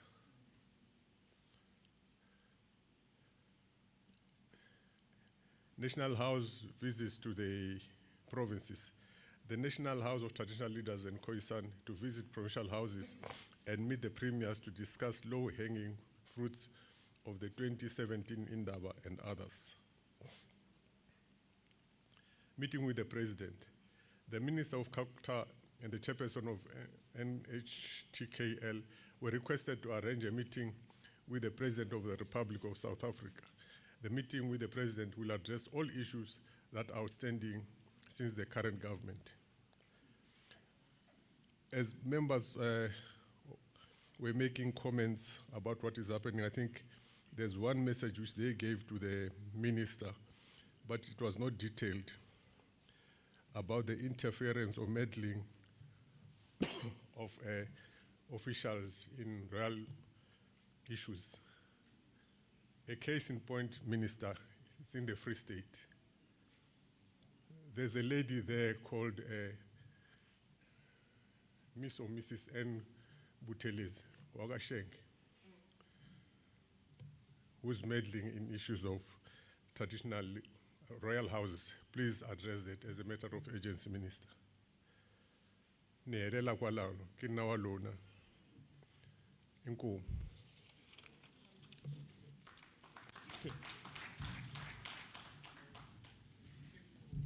Thank you, Batlagaz. We will make those summation available by email, by WhatsApp group, so that members might have it. Chair, now I'm coming to the end of the day. I'm going to ask Kgosi Mohlala to come and close with a prayer from Mpumalanga. Kgosi, can't give your voice here on the Here's a mom.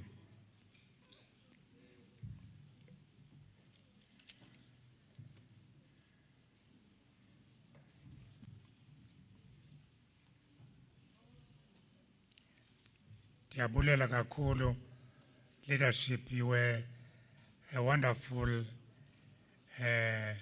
people to lead. Kangenin pate kakubi.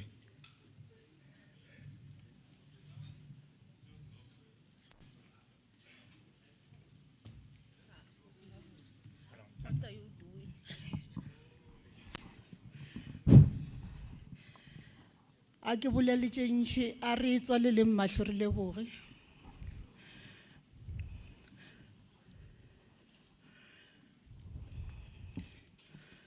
Ntate Morena Modimo wa rena letšatšing la lehono ge re tsena re kgopetše tataišo pele go sefahlego sa gago o re bolokile go ba go fihlela ka se sebaka le ka se sebaka re sa bošetša marapo pele go wena re re Modimo wa rena jwale ka ge o re kgontšhitše wa re fa bohlale jwa Kgoši Solomon ra ba le jona bana ba gago ba o ba apešitše go nkwe tša gago Morena wa ka re re ba tloga ga re go sona sebaka se e be le ka moswana ge ba bua o ba fe bohlale jo bo feteletšego o ba fe bohlale go bane lefase ga le sa lokile le eme ka maoto gomme ba fe bohlale jwa go kgona go tseba gore na karabo e ka ba eng hlokomela bohle ba ba tloga mo re na le bomma go rena le botata go rena ba o ba feta go rena Kgoši ya go loka ba dire ka go loka magoši ya gago bana ba gago ba fe go loka ga re go tsona dikgopolo tša bona e be tšeo ile gore di tlo re tataiša tša thuša le tsona ditšhaba tša gago jwale ka ge re go kgopetše le gona jwale re sa go kgopela re re ntate se re lahle re bana ba gago o khia menagano ya rena ka leina la Jesu amen. Nkosi Mama, good night Nkosi. We don't have an evening program.